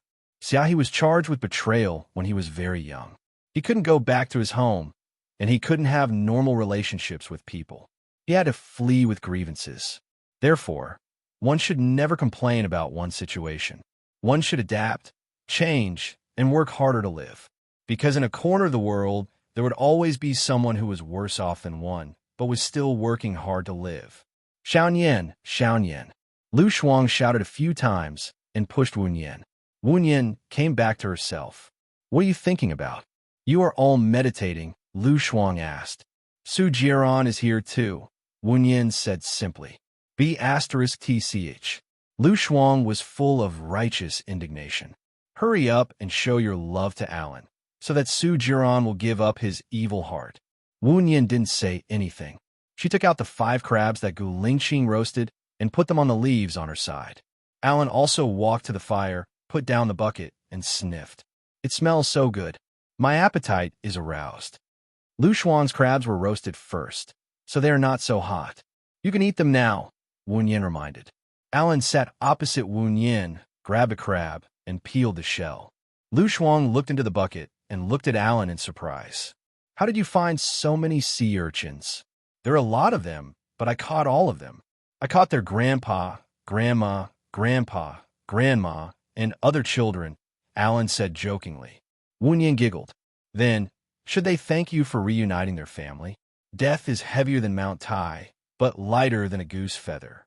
Since they were able to enter our 5 Viscera temple, it can be said that they died a worthy death.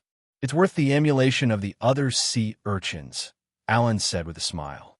Wu Yin's smile widened. "Do you have a knife?" "Of course." Alan took out a Swiss Army knife from his pocket. The blade was sharp, and he cut the sea urchin open, revealing 5 pieces of yellow. While they were chatting, Lu Shuang searched for sea urchins on Baidu. Xiaoyan, Baidu, says that sea urchins are poisonous during reproduction. The poisonous sea urchins are brighter in color, and most of them are in the tropics. The ones I caught are all poisonous, so you can rest assured and use them," Alan guaranteed. It says that sea urchins have the effect of strengthening EQ, boosting sex drive, nourishing the heart, strengthening the bones, and enriching the blood. It's good for men's health, but if they eat too much. Lu Shuang stopped talking and looked at Wu Yin ambiguously. Wu Yin understood what Lu Shuang meant. She and Gu Lingqing also ate raw sea urchins at the seaside. As a result, Gu Lingqing's testosterone obviously increased. Let's roast them. We don't have mustard or anything like that here. If we eat them raw, we may eat a lot of marine bacteria. Wu Yin grabbed a few and put them on the stone slab. Alan smiled and did not stop her. Did Mr. Gu come just now? Why did he leave so soon? Wu Yin's heart skipped a beat. Before she could say anything, Lu Shuang explained, he was just a passerby. He stayed for a while and then left. Alan answered. He was very self-restrained and did not stare at this problem. He talked about everything under the sun. Most of what he talked about was what he had seen around the world, such as the Great Wall of China, the geisha in Japan, the grasslands in Africa, the pyramids in Egypt, the Bermuda Triangle, the Aurora Borealis, the sacrificial platform in Yama, and so on. Alan was very eloquent and had a lot of knowledge. What he said made people feel wonderful, mysterious, magical, curious, and yearning. You have been to so many places at such a young age, Lu Shuang said enviously. When I was in college, I would travel to 2 places every year and stay in each place for a month. Now I still keep the habit of going to 2 places every year for a month. I want to go to 100 magical places in the world in my lifetime, Alan said in a gentlemanly manner. He looked at Wu Yin with sparkling eyes. In the future, I don't have to travel alone. Lu Shuang heard Alan's hint and looked at Wu Yin with a smile. Wu Yin flipped the hair on the side of his face and looked at Alan. Some people like to travel, some like to exercise, and some like to play games. I like to stay at family banquets. Wu Yin changed the topic with little effort. There is no banquet in the world that lasts forever. In the end, the music will come to an end and people will leave. After the excitement, it will be even more lonely, Alan sighed. Because of the loneliness, I look forward to the arrival of the banquet. Wu Yin smiled. His eyes were curved, more like a stream under the moonlight, reflecting the light and twinkling. Alan also smiled. There were many sceneries in the world that were worth seeing, but so far, there was no place that he wanted to go twice. After experiencing it, he would keep moving forward. If he had to use a kind of scenery to describe Wu Yin, it would be an illusory world. In the illusory world, he could see all kinds of strange and dazzling sceneries. It was too beautiful to take in, and he would never get tired of looking at it. She was the scenery that he wanted to see again and again. Alan stood up and leaned over to Wu Yin. He kissed Wu Yin's forehead and said softly, I'm willing to set up a family banquet for you once a week. This is a promise, not empty words. Wu Yin looked at him. There was a hint of softness in his deep eyes. Seeing this, Lu Shuang quietly stood up and left in a hurry to give the 2 of them some space to be alone. Wu Yin saw Lu Shuang leave from the corner of his eyes. He turned and looked at Lu Shuang's back. Alan sat down on the seat that Lu Shuang sat on before. He also looked at Lu Shuang's back and asked, Her relationship with Mr. Gu is not ordinary, right? They used to be a couple? Wu Yin, no, they knew each other before. Wu Yin explained. Every time they meet, they are at daggers drawn. They are like quarrelsome lovers. When they look at each other, there's a kind of hormone that can be observed by others. In fact, Mr. Gu has been deliberately giving in to her. Alan judged. Really? Huh. Wu Yin laughed and did not say anything more. She looked at the sea in the distance and enjoyed the peace and tranquility at this moment. Alan approached her slowly and put his hand on her shoulder. He exerted a little force and let her lean on his shoulder. I say, why is Gu Lingqing so kind to tell me that you are on the beach? This scene is really too beautiful to look at, Su Jiran said coldly. He walked over casually and stared at Wu Yin with sharp eyes. Wu Yin did not know why Su Jiran was so angry. After she changed her identity, she was not familiar with him. If you don't dare to look at me, you can choose not to look at me. If you don't dare to look at me, why did you walk in? Should I say that Mr. Su is a bitch? Wu Yin said bluntly.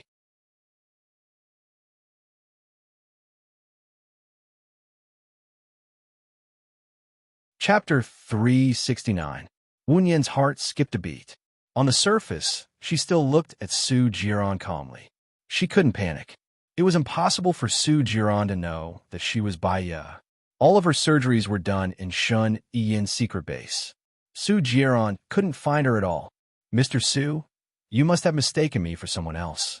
I didn't undergo plastic surgery, Wu Yin replied. The corners of her mouth curled up slightly, but it was unusually distant and indifferent. Su Jiran sat down on the other side of Wu Yin. He looked at her and gritted his teeth. Shen Yin told me everything. Do you think it's necessary to keep pretending? I'm curious. What did Mr. Shen tell you? Wu Yin looked straight at him. She couldn't feel guilty. If she did, she would give herself away and waste all her previous efforts. He was the one who saved you back then. He took away my technical backbone and developed the antidote to save you. You even asked for plastic surgery because you wanted to take care of your son? Gu Yin, Su Jiran said with certainty. Wu Yin narrowed her eyes. Developed the antidote to save me? What do you mean? Su Jiran paused. He looked at Wu Yin's expression and frowned. Did you lose your memory or hypnotize yourself? Wu Yin rolled her eyes. It seemed that Shun Yin didn't tell him anything. It was all his own speculation. I didn't lose my memory or hypnotize myself. I clearly remember everything in my life, Wu Yin said confidently. Mr. Su, you really mistook me for someone else. Then why did you go to Gulingqing's side? Su Jiran asked. That's my business. I don't have to report it to you, Wu Yin said coldly. She stood up and looked at Alan. Her eyes softened. Let's go. You're really not Bai Ye? Su Jiran didn't believe her. It's up to you to believe it or not.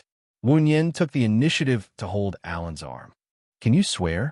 If you lie, you will never be able to be with Gu Lingqing, Su Jiran chased after Wu Yin and said.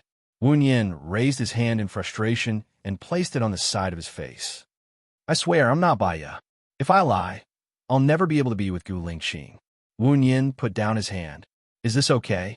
I hope Mr. Su will not pester me anymore. This will affect my relationship with my boyfriend. Su Jiran's gaze fell on Alan's face, and his eyes dimmed. Bai Ye was a stubborn woman.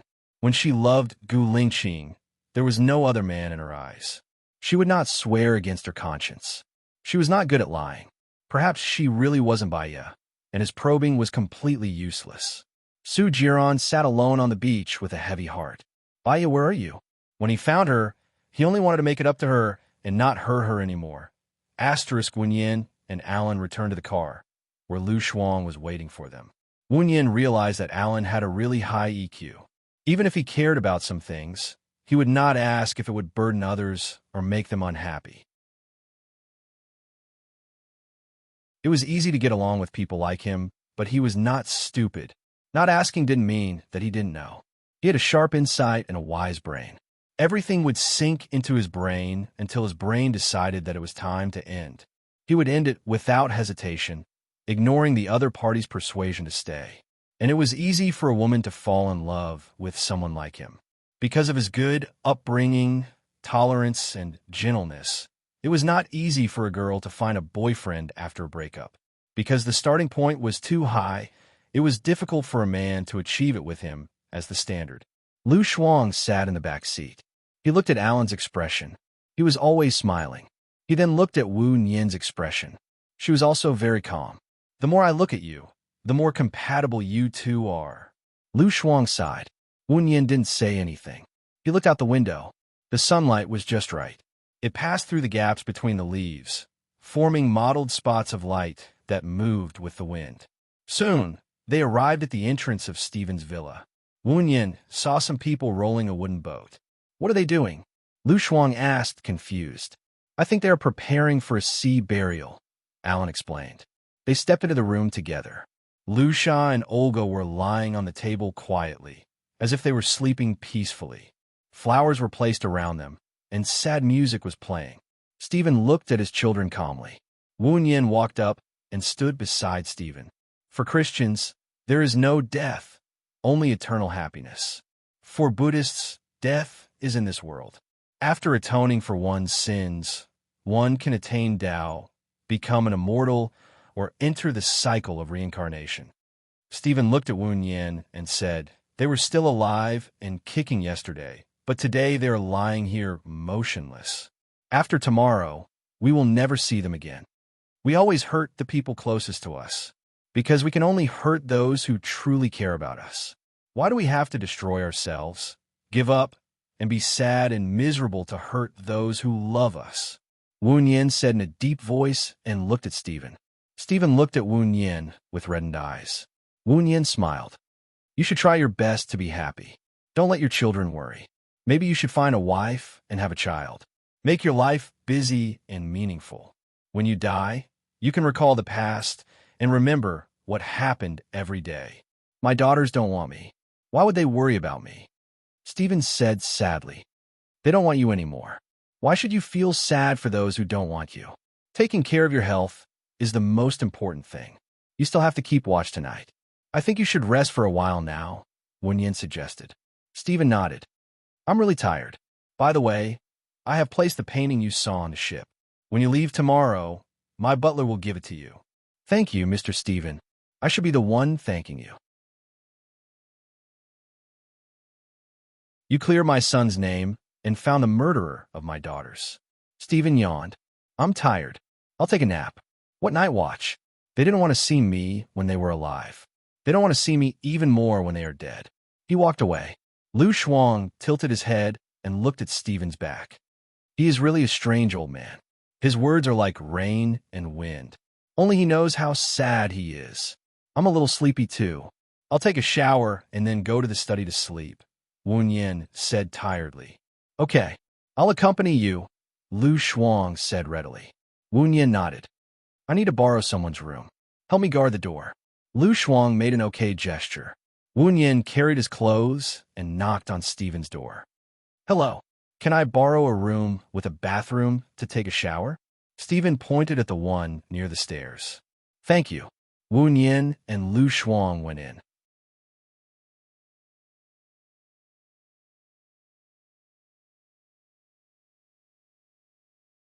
Chapter 370.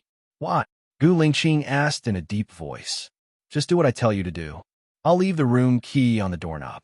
Don't blame me if you miss this opportunity," Stephen said and hung up the phone. Gu Lingqing frowned and bent his arm. He glanced at the watch on his wrist and went upstairs. Stephen walked to the door of the room he stayed in before and knocked. It was Lu Shuang who opened the door. "Can you do me a favor?" Stephen asked. "Oh, sure, but you have to wait for me for 10 minutes, Lu Shuang said straightforwardly. Stephen looked troubled. "To tell you the truth, one of my maids ran away, and I need to change my daughter's clothes. There's only one maid, and she can't do it alone. We're men. If you don't want to help, I'll think of another way." "It's my duty," Lu Shuang agreed. "Then follow me." Stephen turned around. Lu Shuang looked inside, and then at Stephen. He locked the door and closed it. With a thud, Stephen was shocked. He came back to his senses and pushed the door open. He pretended to be surprised and looked at Lu Shuang. "Why did you lock the door?" "Xiao Yin is taking a shower inside," Lu Shuang explained. "Oh, right. Let's go." Stephen pointed to the front. Lu Shuang turned around, and Stephen followed closely behind. A key was hung on the door. Gu Lingqing knew what Stephen was up to. He took the key and opened the door. He didn't go in, but stood at the door and lit a cigarette. He held the cigarette with his slender fingers and took a deep puff. He exhaled thick smoke, and the smoke blurred his cold and resolute face. "Cool girl," Wu Yin shouted from inside. Gu Lingqing turned around and stood at the door, looking at her in the mist. Wu Yangong came out of the shower. Her hair was still wet. She dried her hair with a dry towel and wore a white dress. The water at the ends of her hair dripped on her shoulders, back, and chest. Her hair became transparent. Gu Lingqing thought of the young girl in the misty rain in Jiangnan. Her eyes were as clear as water, and her skin was as smooth as jade. He couldn't help but be fascinated by her. Wu Yin saw Gu Lingqing instead of Lu Shuang. His passionate eyes made her feel hot. "Is this the room you stayed in before?" Gu Lingqing pursed his lips and nodded. His eyes were still focused on her face. Wu Yin felt uneasy. Sorry, I borrowed your room to take a shower. Did you see my friend? You and your friend can stay in this room today. She was called over by Stephen. His daughter needs someone to change, Gu Lingqing said. Oh, I'll go and help. Wu Yin wanted to run away. She hugged her clothes and rushed out. Wait, Gu Lingqing said in a low voice. Wu Yin stopped in her tracks.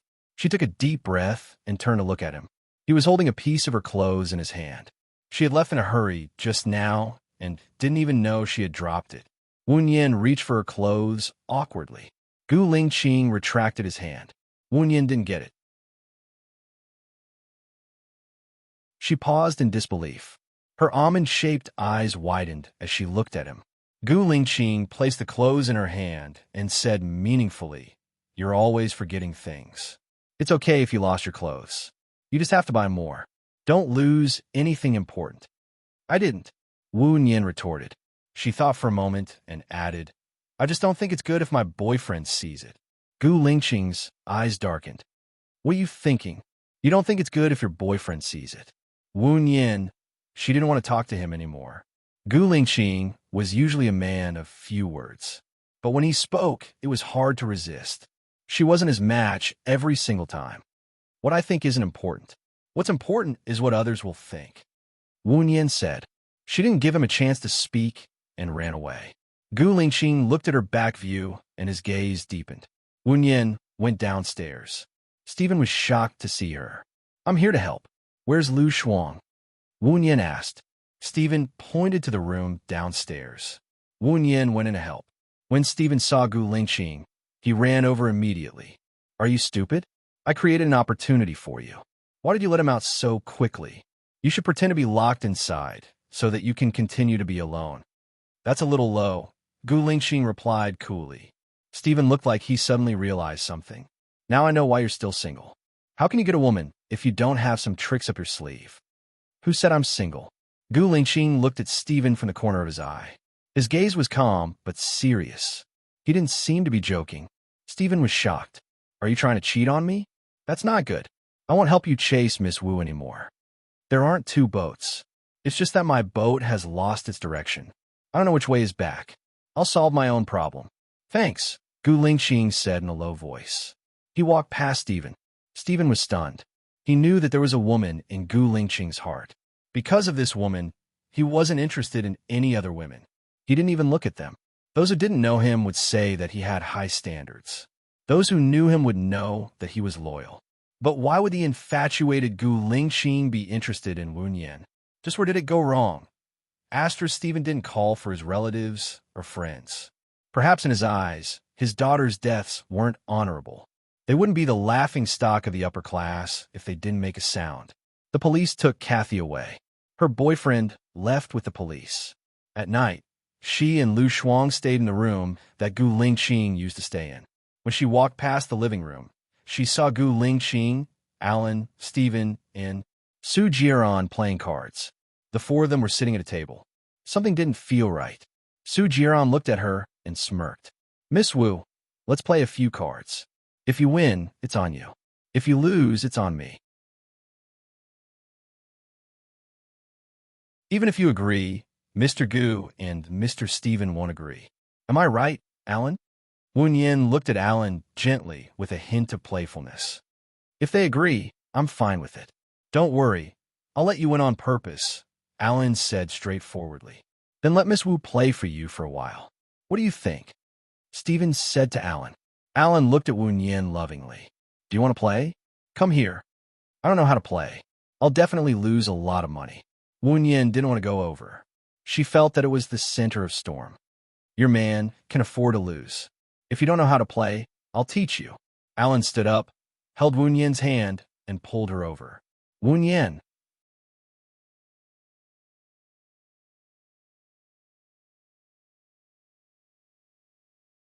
Chapter 371.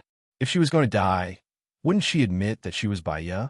Wu Yin bit the bullet and sat across from Su Jiran on the left of Gu Lingqing. We're here for a 5-card stud. Do you know the rules? Stephen asked kindly. Yes. I don't really know. Wu Yin laughed dryly. It's okay. We don't really know.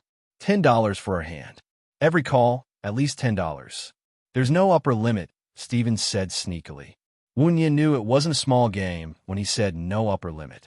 However, she actually had an advantage. In a 5-card stud, apart from luck, it was also a psychological game. I hope everyone can go easy on me, Wunyan said. Ha ha. Stephen laughed wildly and started a deal. Wunyan didn't look at her hand. She had an ace on her face, a king on Gu Lingqing, a J on Su Jiran, and a king on Stephen's face. They didn't have many people, so they removed 123,456 cards, leaving only 78,910 JQK. Every time Wunyan called, she would call the lowest. In the end, Wunyan's 4 cards were AQJ10, and Gu Lingqing's was KKQQ. Stephen didn't have a good hand, so he gave up on the 3rd card. His 3 cards were 10. 7, Q. Su Jiran's card was K. 101010. Wunyan took a look at his trump card and put it down without a change in expression. 3 tens talk, Stephen said. Both of you have a king. One of you has a king, and the other doesn't have a king. I'll bet 10,000, but I don't have that much cash with me. Can I use a check? Su Jiran asked. Don't use a check. Transfer $100,000 to my account. I have cash here, Stephen said. Sure. Su Jiran entered his private bank and transferred $100,000 to Stephen. Stephen received it and went to get the money. Gu Lingqing closed the cards. Wunyan smiled slightly. Does Mr. Su think $100,000 is enough? I'll take $1 million. Su Jiran paused for a moment and stared at Wunyan. There are already 3 kings on the surface. Are you sure you want to play that many? Mr. Su can doubt that my trump card is not K. Just give me $1 million. Wunyan said calmly. Su Jiran furrowed his brows and glanced at Wunyan before turning to look at Alan. Alan smiled gently, and there was nothing strange on his face. Are you sure you can let your girlfriend do this? Su Jiran asked Alan. I can afford to lose as long as she's happy, Alan said dotingly. Gu Lingqing looked at Alan coldly. Her seemingly calm eyes hit a storm. She retracted her gaze, and her face became clearer. Su Jiran smiled evilly and closed the cards. He looked at Wunyan and said, You're a girl. I don't want to scare you. You in the first deck. Thank you. Wunyan showed Su Jiran her trump card. It was only an 8. Su Jiran sneered. Stephen came over and saw that everyone had closed the cards. He asked curiously, Who won? Wunyan, what's your trump card? 8. Amazing. Women are not inferior to men, Stephen praised. Su Jiran threw a stack of cards to Wunyan. You're willing to bet, and you're willing to lose. The 2nd deck, the 3rd deck, and the 4th deck. Wunyan's cards were not good. She closed the cards on the 3rd deck. She watched as their funds flowed on the table. None of the cards were less than 10,000. The 5th deck. After 5 cards, Wunyan's card was JQ910. Gu Lingqing's was 10 and 8203 QJK. Su Jiran's was 88KK. And Stephen stopped following when she had 2 cards. It was 8K. Su Jiran said 10,000. Gu Lingqing closed the cards. Wunyan looked at Gu Lingqing. Gu Lingqing looked back at her. His eyes were dark and deep. She felt that Gu Lingqing was deliberately letting her win. Every time she followed, he would stop. When she stopped, she saw him playing with a murderous aura. 1 million, Wunyan said. Su Jiran frowned. You're playing with your own money? Wunyan smirked. To you, you're playing with your own money. To me, it has nothing to do with me if I lose. If I win, it's mine. Tell me, am I playing for real? A look of disgust flashed past Su Jiran's eyes as she looked at Alan. Alan shrugged. The woman I like is indeed very smart. Su Jiran smirked. 1 million, I'll open you. Wunyan flipped over her hand. It was a straight with 8, 8910 JQ, while Su Jiran only had 2 pairs. She lost. Su Jiran smiled. Beautifully won. I'll transfer the money to you directly. Give me your account number. My phone number is... Su Jiran used the cards to lay out a series of numbers on the table. Wunyan did not stand on ceremony. She directly sent Lu Shuang's account number to him. When Su Jiran transferred the money, he saw that it was Lu Shuang's name. He frowned and looked at her. Send it to her. We're very close, Wen Yin explained.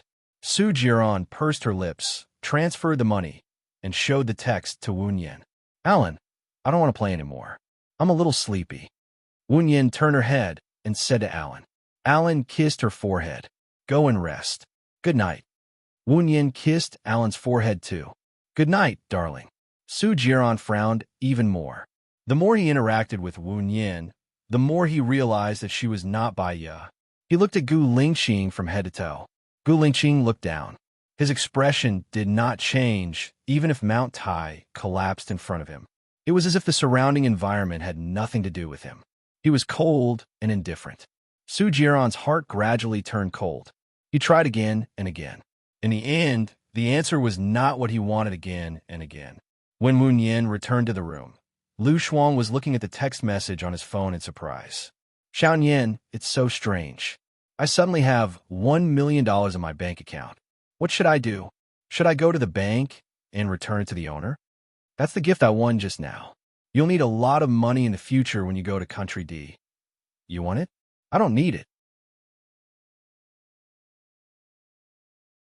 Shen Yin just gave me $10 million. I'm not short of money. You should keep it with you.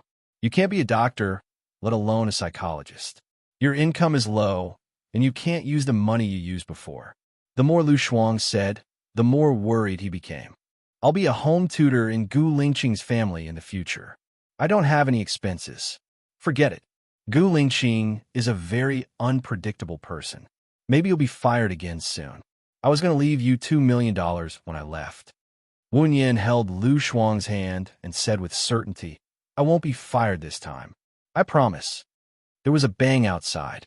Wen Yin and Lu Shuang were both shocked. What's going on? Did Steven set off the firecrackers? Lu Shuang asked in confusion. Wen Yin had a bad feeling. She was playing cards with Steven just now, and it didn't seem like Steven set off the firecrackers. She opened the door and looked at the door.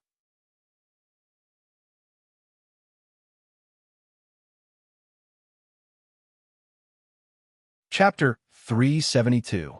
Find the person in the photo and kill the rest. The leader ordered fiercely. Wen Yin's heart tightened. She saw 10 masked men running upstairs. She had a rough idea. Those people were either looking for her or Lu Shuang. Then, the rest would be in danger. She looked at Gu Lingqing subconsciously. Her eyes were filled with worry and heartache. Gu Lingqing took a step forward as fast as lightning. He snatched the gun from the leader's hand and aimed it at the leader's head. Tell your men to leave. Otherwise, I'll blow your head off.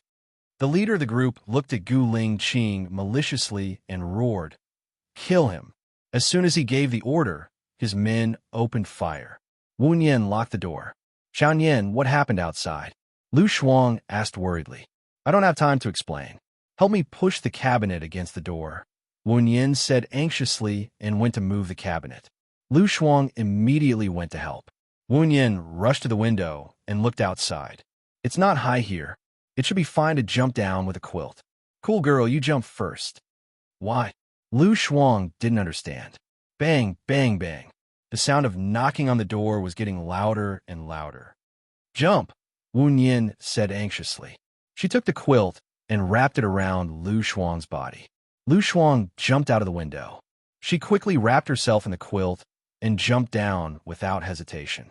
After rolling on the ground and standing up, she held Lu Shuang's hand and ran forward. Xiaoyan, what happened? Even if I die, I want to die knowing why. Lu Shuang said worriedly. I don't know. Suddenly, dozens of people rushed in and shot with machine guns. Wen Yin said in a deep voice. Then Gu Lingqing. Lu Shuang's heart skipped a beat. Looking at Wen Yin's serious face, he didn't continue. Wen Yin pulled Lu Shuang to the back of the villa and had her hide behind the Boston ivy. No matter what happens, don't come out, okay? Lu Shuang held Wen Yin's hand and asked with red eyes, Where are you going? Nothing can happen to you. Xiao Bao is still waiting for you. If both Gu Lingqing and I die, please take care of Xiaoyan, Wen Yin said. Lu Shuang's tears flowed out instantly. Death, this word, was too cruel. Don't go, Lu Shuang begged. Remember to hide. You're the hope of all of us. Wen Yin peeled off Lu Shuang's hand and resolutely disappeared into the darkness. The gunshots in the living room were getting more and more intense. After Gu Lingqing grabbed the gun, the leader's men directly killed the leader. After Gu Lingqing killed a few masked men, they used force to suppress them. Dozens of submachine guns were aimed at Gu Lingqing. The sofa that Gu Lingqing was hiding on was already full of holes. The leader was used as a meat shield, so there were probably hundreds of holes on his body. The group of people stood in an airtight formation and moved forward inch by inch. They were well trained. The others were also in danger and couldn't move. Once they showed their heads, they would definitely be shot into a hornet's nest. The masked men also brought guns and cannons, which were hundreds of times more lethal than submachine guns. The sofa, the table, and the wall couldn't withstand it. Seeing that they were all going to be wiped out, a car rushed in and hit the people holding the guns and cannons. The position of the muzzle was deviated, and the bullets hit the upper floor.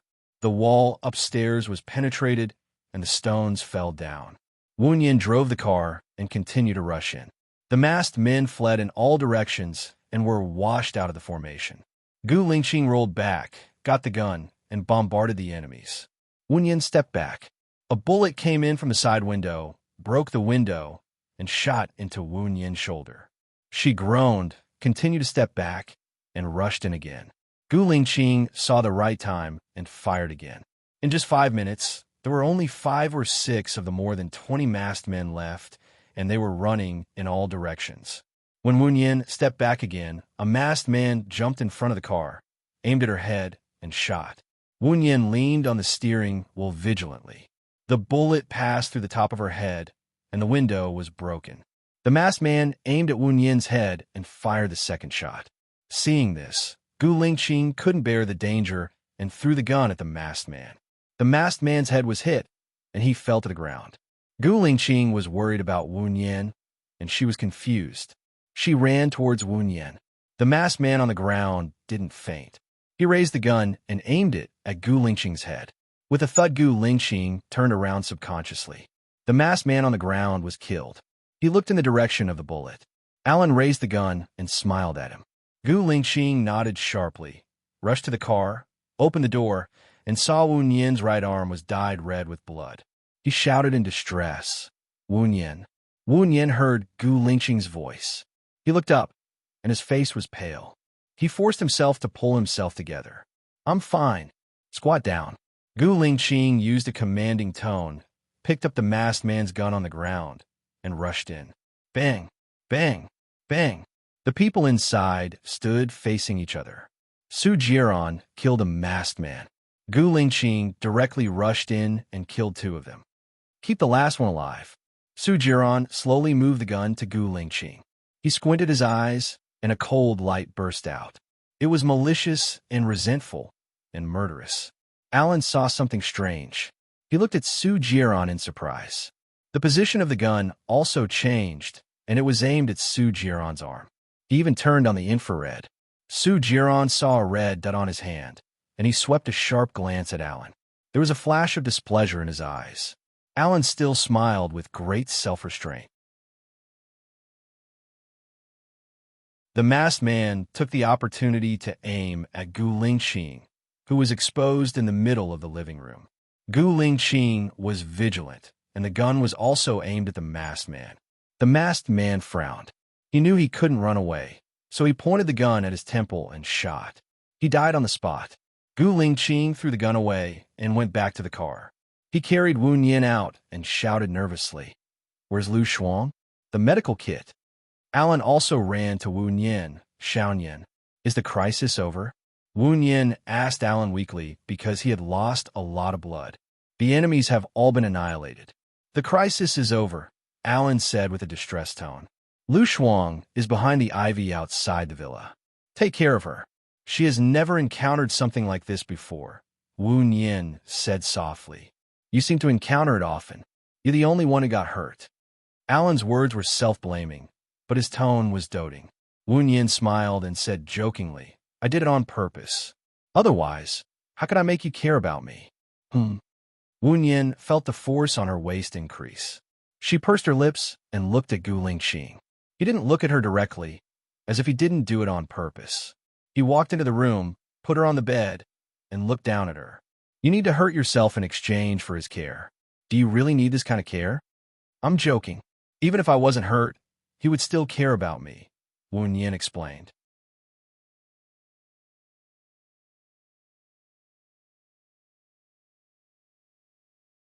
Chapter 373.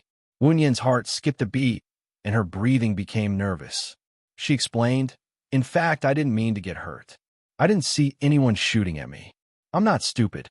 Then don't do stupid things. Why did you risk your life to come back? Gu Lingqing gritted his teeth. His eyes were red, and his suppressed emotions were about to explode.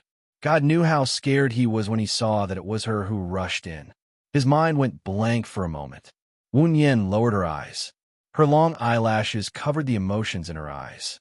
Why did she risk her life to come back? She and Lu Shuang could have run away. I don't want to hear it, Gu Lingqing said in a low voice. He stood up and looked down at her. He knew that her answer would not be what he wanted to hear. He turned around coldly and walked out of the door. He stood under the old locust tree and lit a cigarette. His hands were trembling because of the fear. He took a deep puff and the thick smoke came out. It took him so much effort to find her. Can I borrow a cigarette?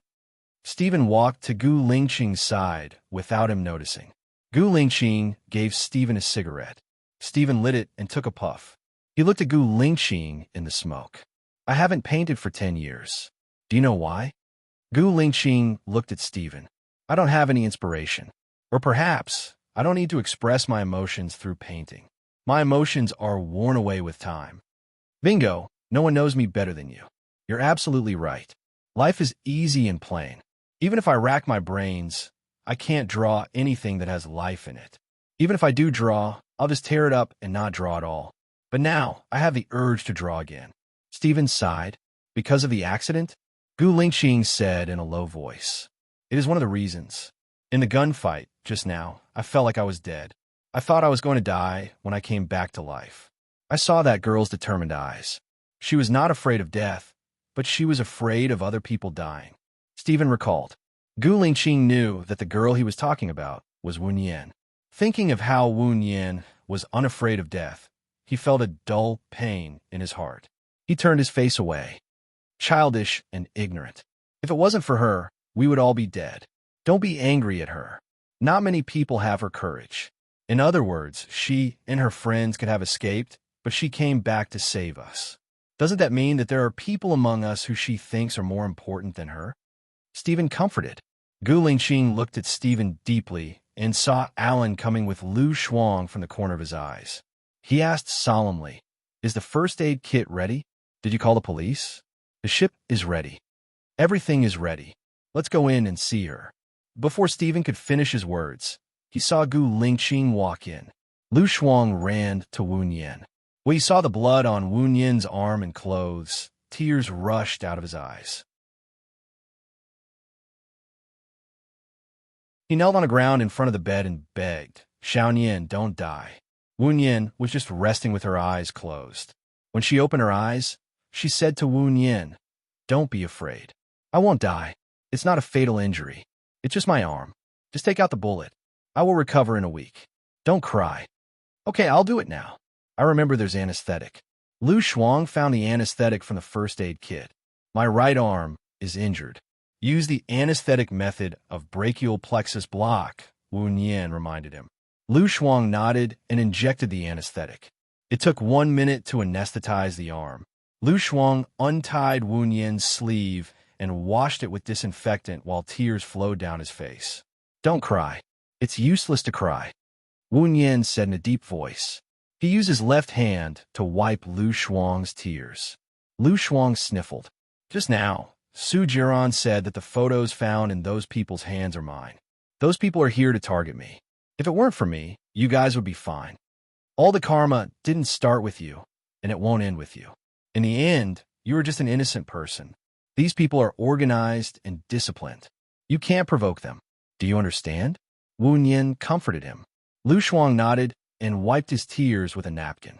He pressed Wu Yin's arm a few times and asked, Can you still feel it? Wu Yin shook her head. Lu Shuang took the bullet out of her arm. He treated the wound, bandaged it, and applied some medicine. Are we leaving now? You still have to go to the hospital. It won't be good if you have a fever at night. Lu Shuang reminded her.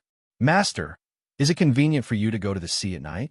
If it's not convenient, don't force me, Wu Yin said politely. I'll ask. Lu Shuang went out to look for Stephen. Stephen was still smoking under the old locust tree. Well, although my friend had the operation, I'm worried that she will have a fever. Can you send us back at night? Lu Shuang asked politely. Of course. I'll arrange a car to send you to the dock now, Stephen said readily. Also, it's all because of me that you almost died. I'll pay for your losses here. Lu Shuang said apologetically. Forget it. I have the money. See you on Saturday night, Stephen said in a deep voice. See you on Saturday night, Lu Shuang replied. When Lu Shuang went back, Gu Lingqing was still standing at the door. He looked at the two people in the room with a secretive look. He pursed his lips, and his eyes were gloomy. Alan held Wu Yin's left hand and said pitifully, You saved my life again. We're in the same boat. It's not really a rescue. Wu Yin's voice was gentle like warm water. Alan looked at her with a burning gaze. He lowered his head and kissed her forehead. You're my hero. Hero. Alan actually used this word to describe her. He felt weird. Alan smiled gently. I'm staying here today. You and Lu Shuang leave first. Keep in touch by phone. I'll look for you tomorrow. I have something to give you. Wu Yin nodded. Keep in touch by phone. Lu Shuang walked past Gu Lingqing and said to Wu Yin, Mr. Stephen said we can go. Okay. Wu Yin got off the bed by herself. Alan carried Wu Yin and walked outside. Gu Lingqing looked at the three of them passing by and said in a deep voice, The people who came are from an organization called Formless. The big boss behind the organization should be Shani Yin. Lu Shuang looked at Gu Lingqing in surprise. You're saying that Shani Yin sent people to catch me and kill you? How is that possible? Did Shani Yin ask me to facilitate this cooperation? I can only tell you this. Whether it was Shani Yin who sent people or Shani Yin's men who decided to do it themselves, I don't know, Gu Lingqing said coldly.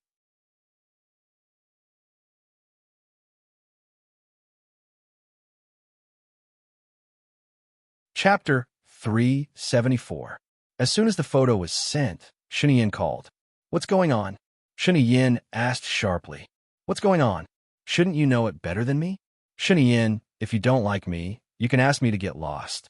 I promise I'll go far away and won't annoy you in front of young Master Shun.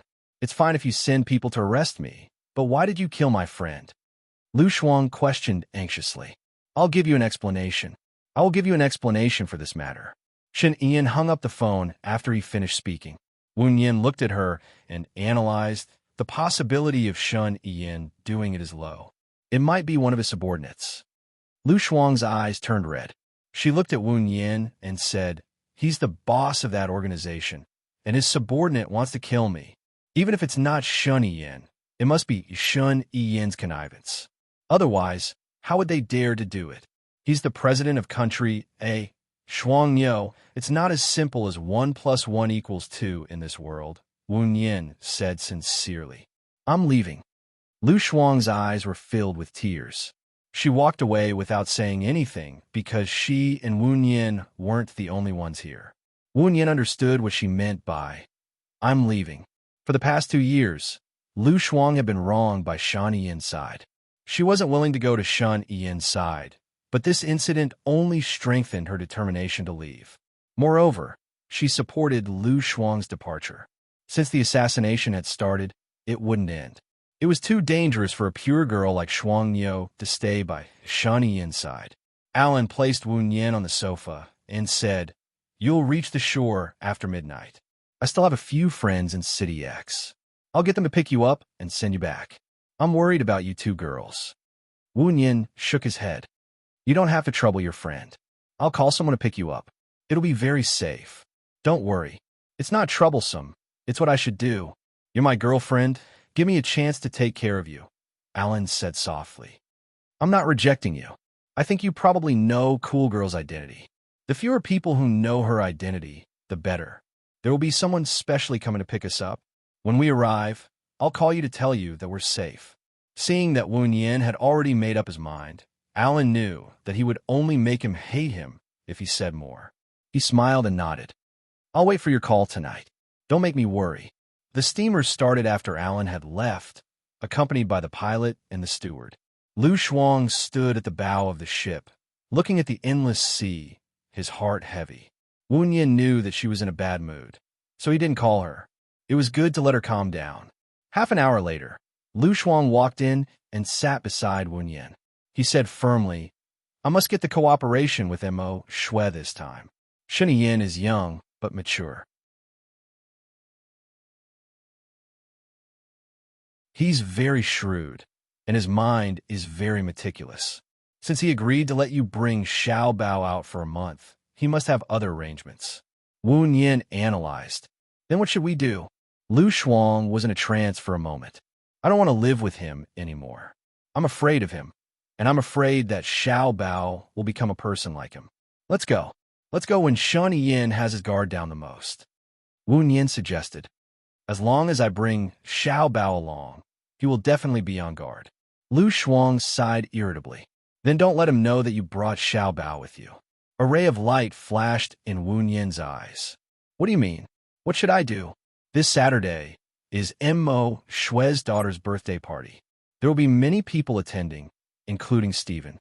As the president of a nation, it's not suitable for Shen Yin to show up. He will never expect that you will escape on this day." "Then what about Xiao Bao?" "I can't bring Xiao Bao to the party. You know how strict the security of Shen Yin's manor is.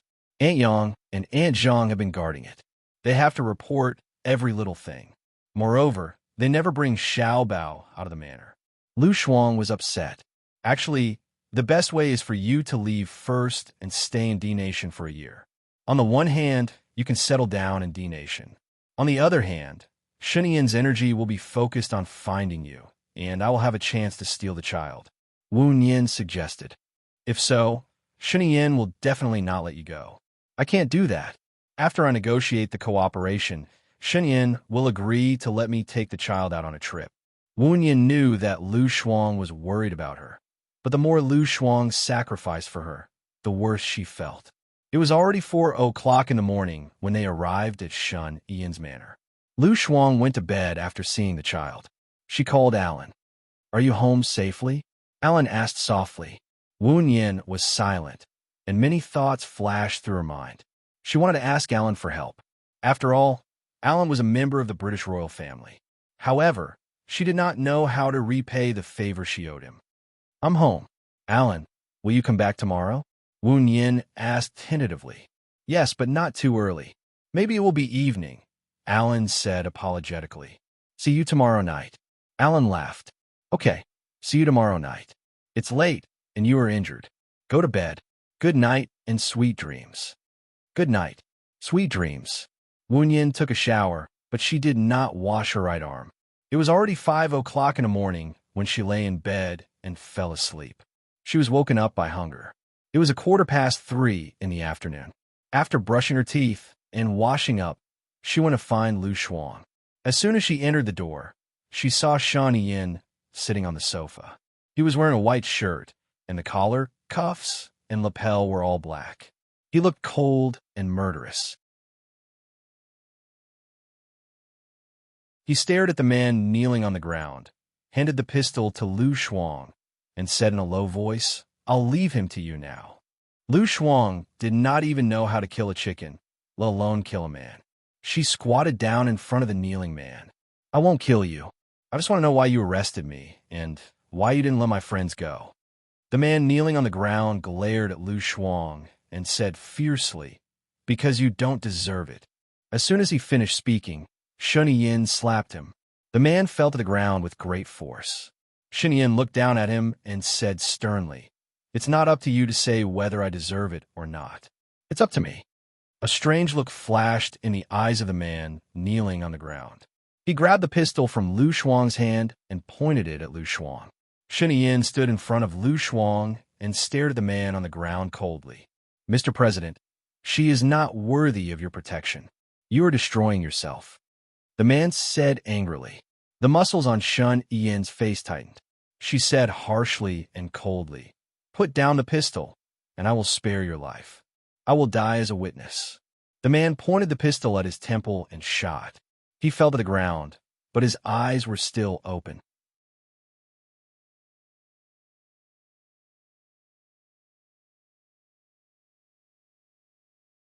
Chapter 375. Lu Shuang clenched Shun Yan's shirt so hard that the veins on the back of his hand were clearly visible, and his shoulders were trembling slightly. Wen Yin turned around and didn't go in. She knew that Lu Shuang was not touched, but emotional. She had been living an ordinary life, happy, stable, and happy life. She was caught up in the trifles of life, dealing with them happily and chatting with her friends happily. But now, she was involved in the royal family and politics. Wen Yin felt sad and drove to the hotel where the auction was held. She remembered that Alan lived there. On the way, she called Alan. "Alan, it's Wen Yin. Are you back?" Wen Yin asked softly. "I'm on the ship now, and it will take me about 4 hours to reach the hotel. Let's have dinner together tonight." Alan's gentle voice came from the other end of the phone. "Okay, is the injury on your arm better?" Alan asked with concern. "Yes. See you tonight." Wen Yin thought of Lu Shuang's reaction just now, and her eyes were filled with mist, and the mist condensed into tears and flowed out. She wiped her tears, took a deep breath, and drove to the hospital first. She changed the gauze and put on 2 bottles of medicine. When she was done, she called Alan. "I was just about to call you. Do we have telepathy?" Alan said with a smile. "I'll wait for you at the entrance of the hotel." Wen Yin went straight to the point. "Go to the restaurant on the 4th floor.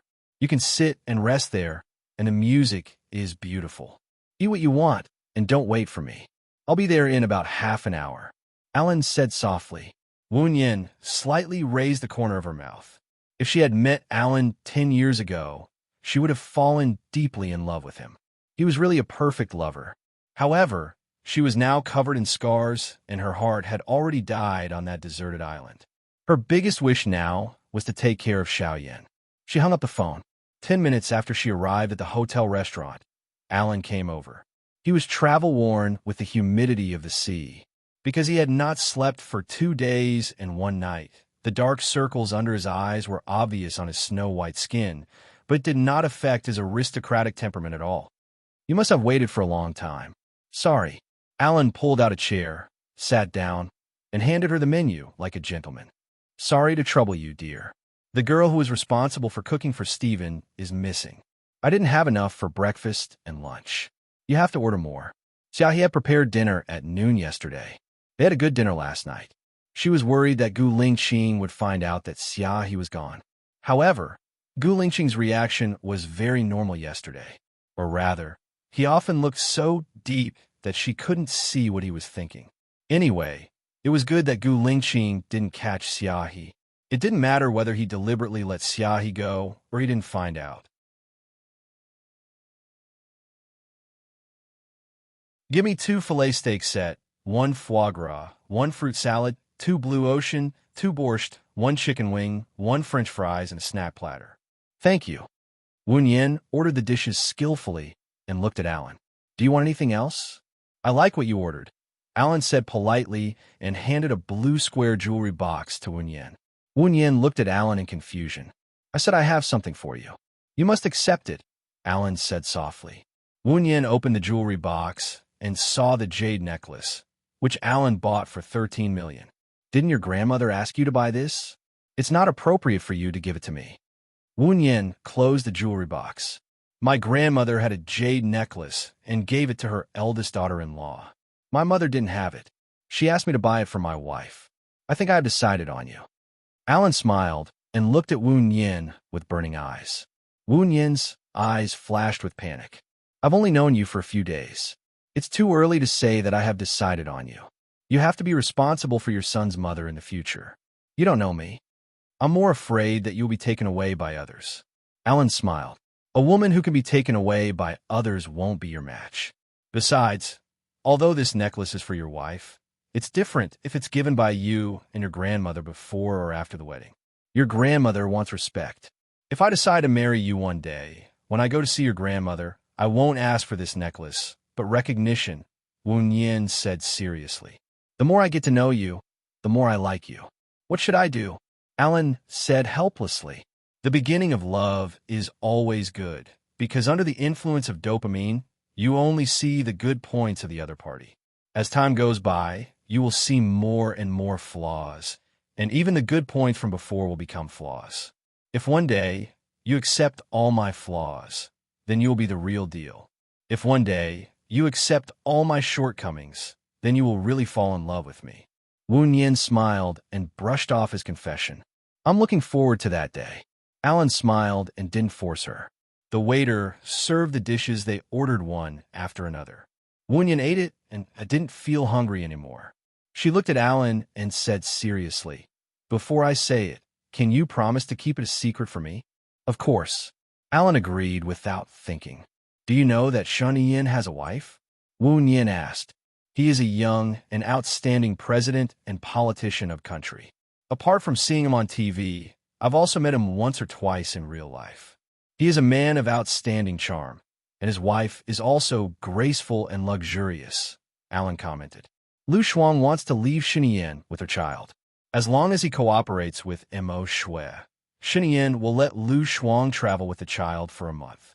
This is the best time for Lu Shuang to escape. Can you help me? Wu Yin asked sincerely. Then let them travel to the UK. I can't do anything about other places, but if they come to the UK, I can guarantee that they will disappear without a trace, and Yin will not be able to find them. Alan promised with a smile. Then I thank you on behalf of Lu Shuang. But can I have a small request? Alan held Wu Yin's hand and said, Go ahead. Wu Yin said straightforwardly, I'm your boyfriend. Yin has a wide range of sources. He should know that Lu Shuang disappeared in the UK, and he can also guess that I did it. You are in a country, and I'm worried that you'll be in danger. Can you stay in the UK with me? Alan requested. The longer I stay in the UK, the more it proves that you did it. No matter how powerful Yin is, he won't kill me. Wu Yin expressed his reluctance to leave in a euphemistic way. Alan's eyes dimmed. He lowered his head and kissed Wu Yin's hand. He said sadly, I admit that I'm not good enough to make you fall for me, and I can't make you leave your hometown to follow me. Wu Yin felt guilty for using him. I have 4 days off a month. I will go to the UK to find you. I will go every month until you don't want me to go. That you're tuning in to the Romance Rendezvous YouTube channel. We're so grateful for your support, and don't forget to subscribe to join us on this incredible journey through captivating stories.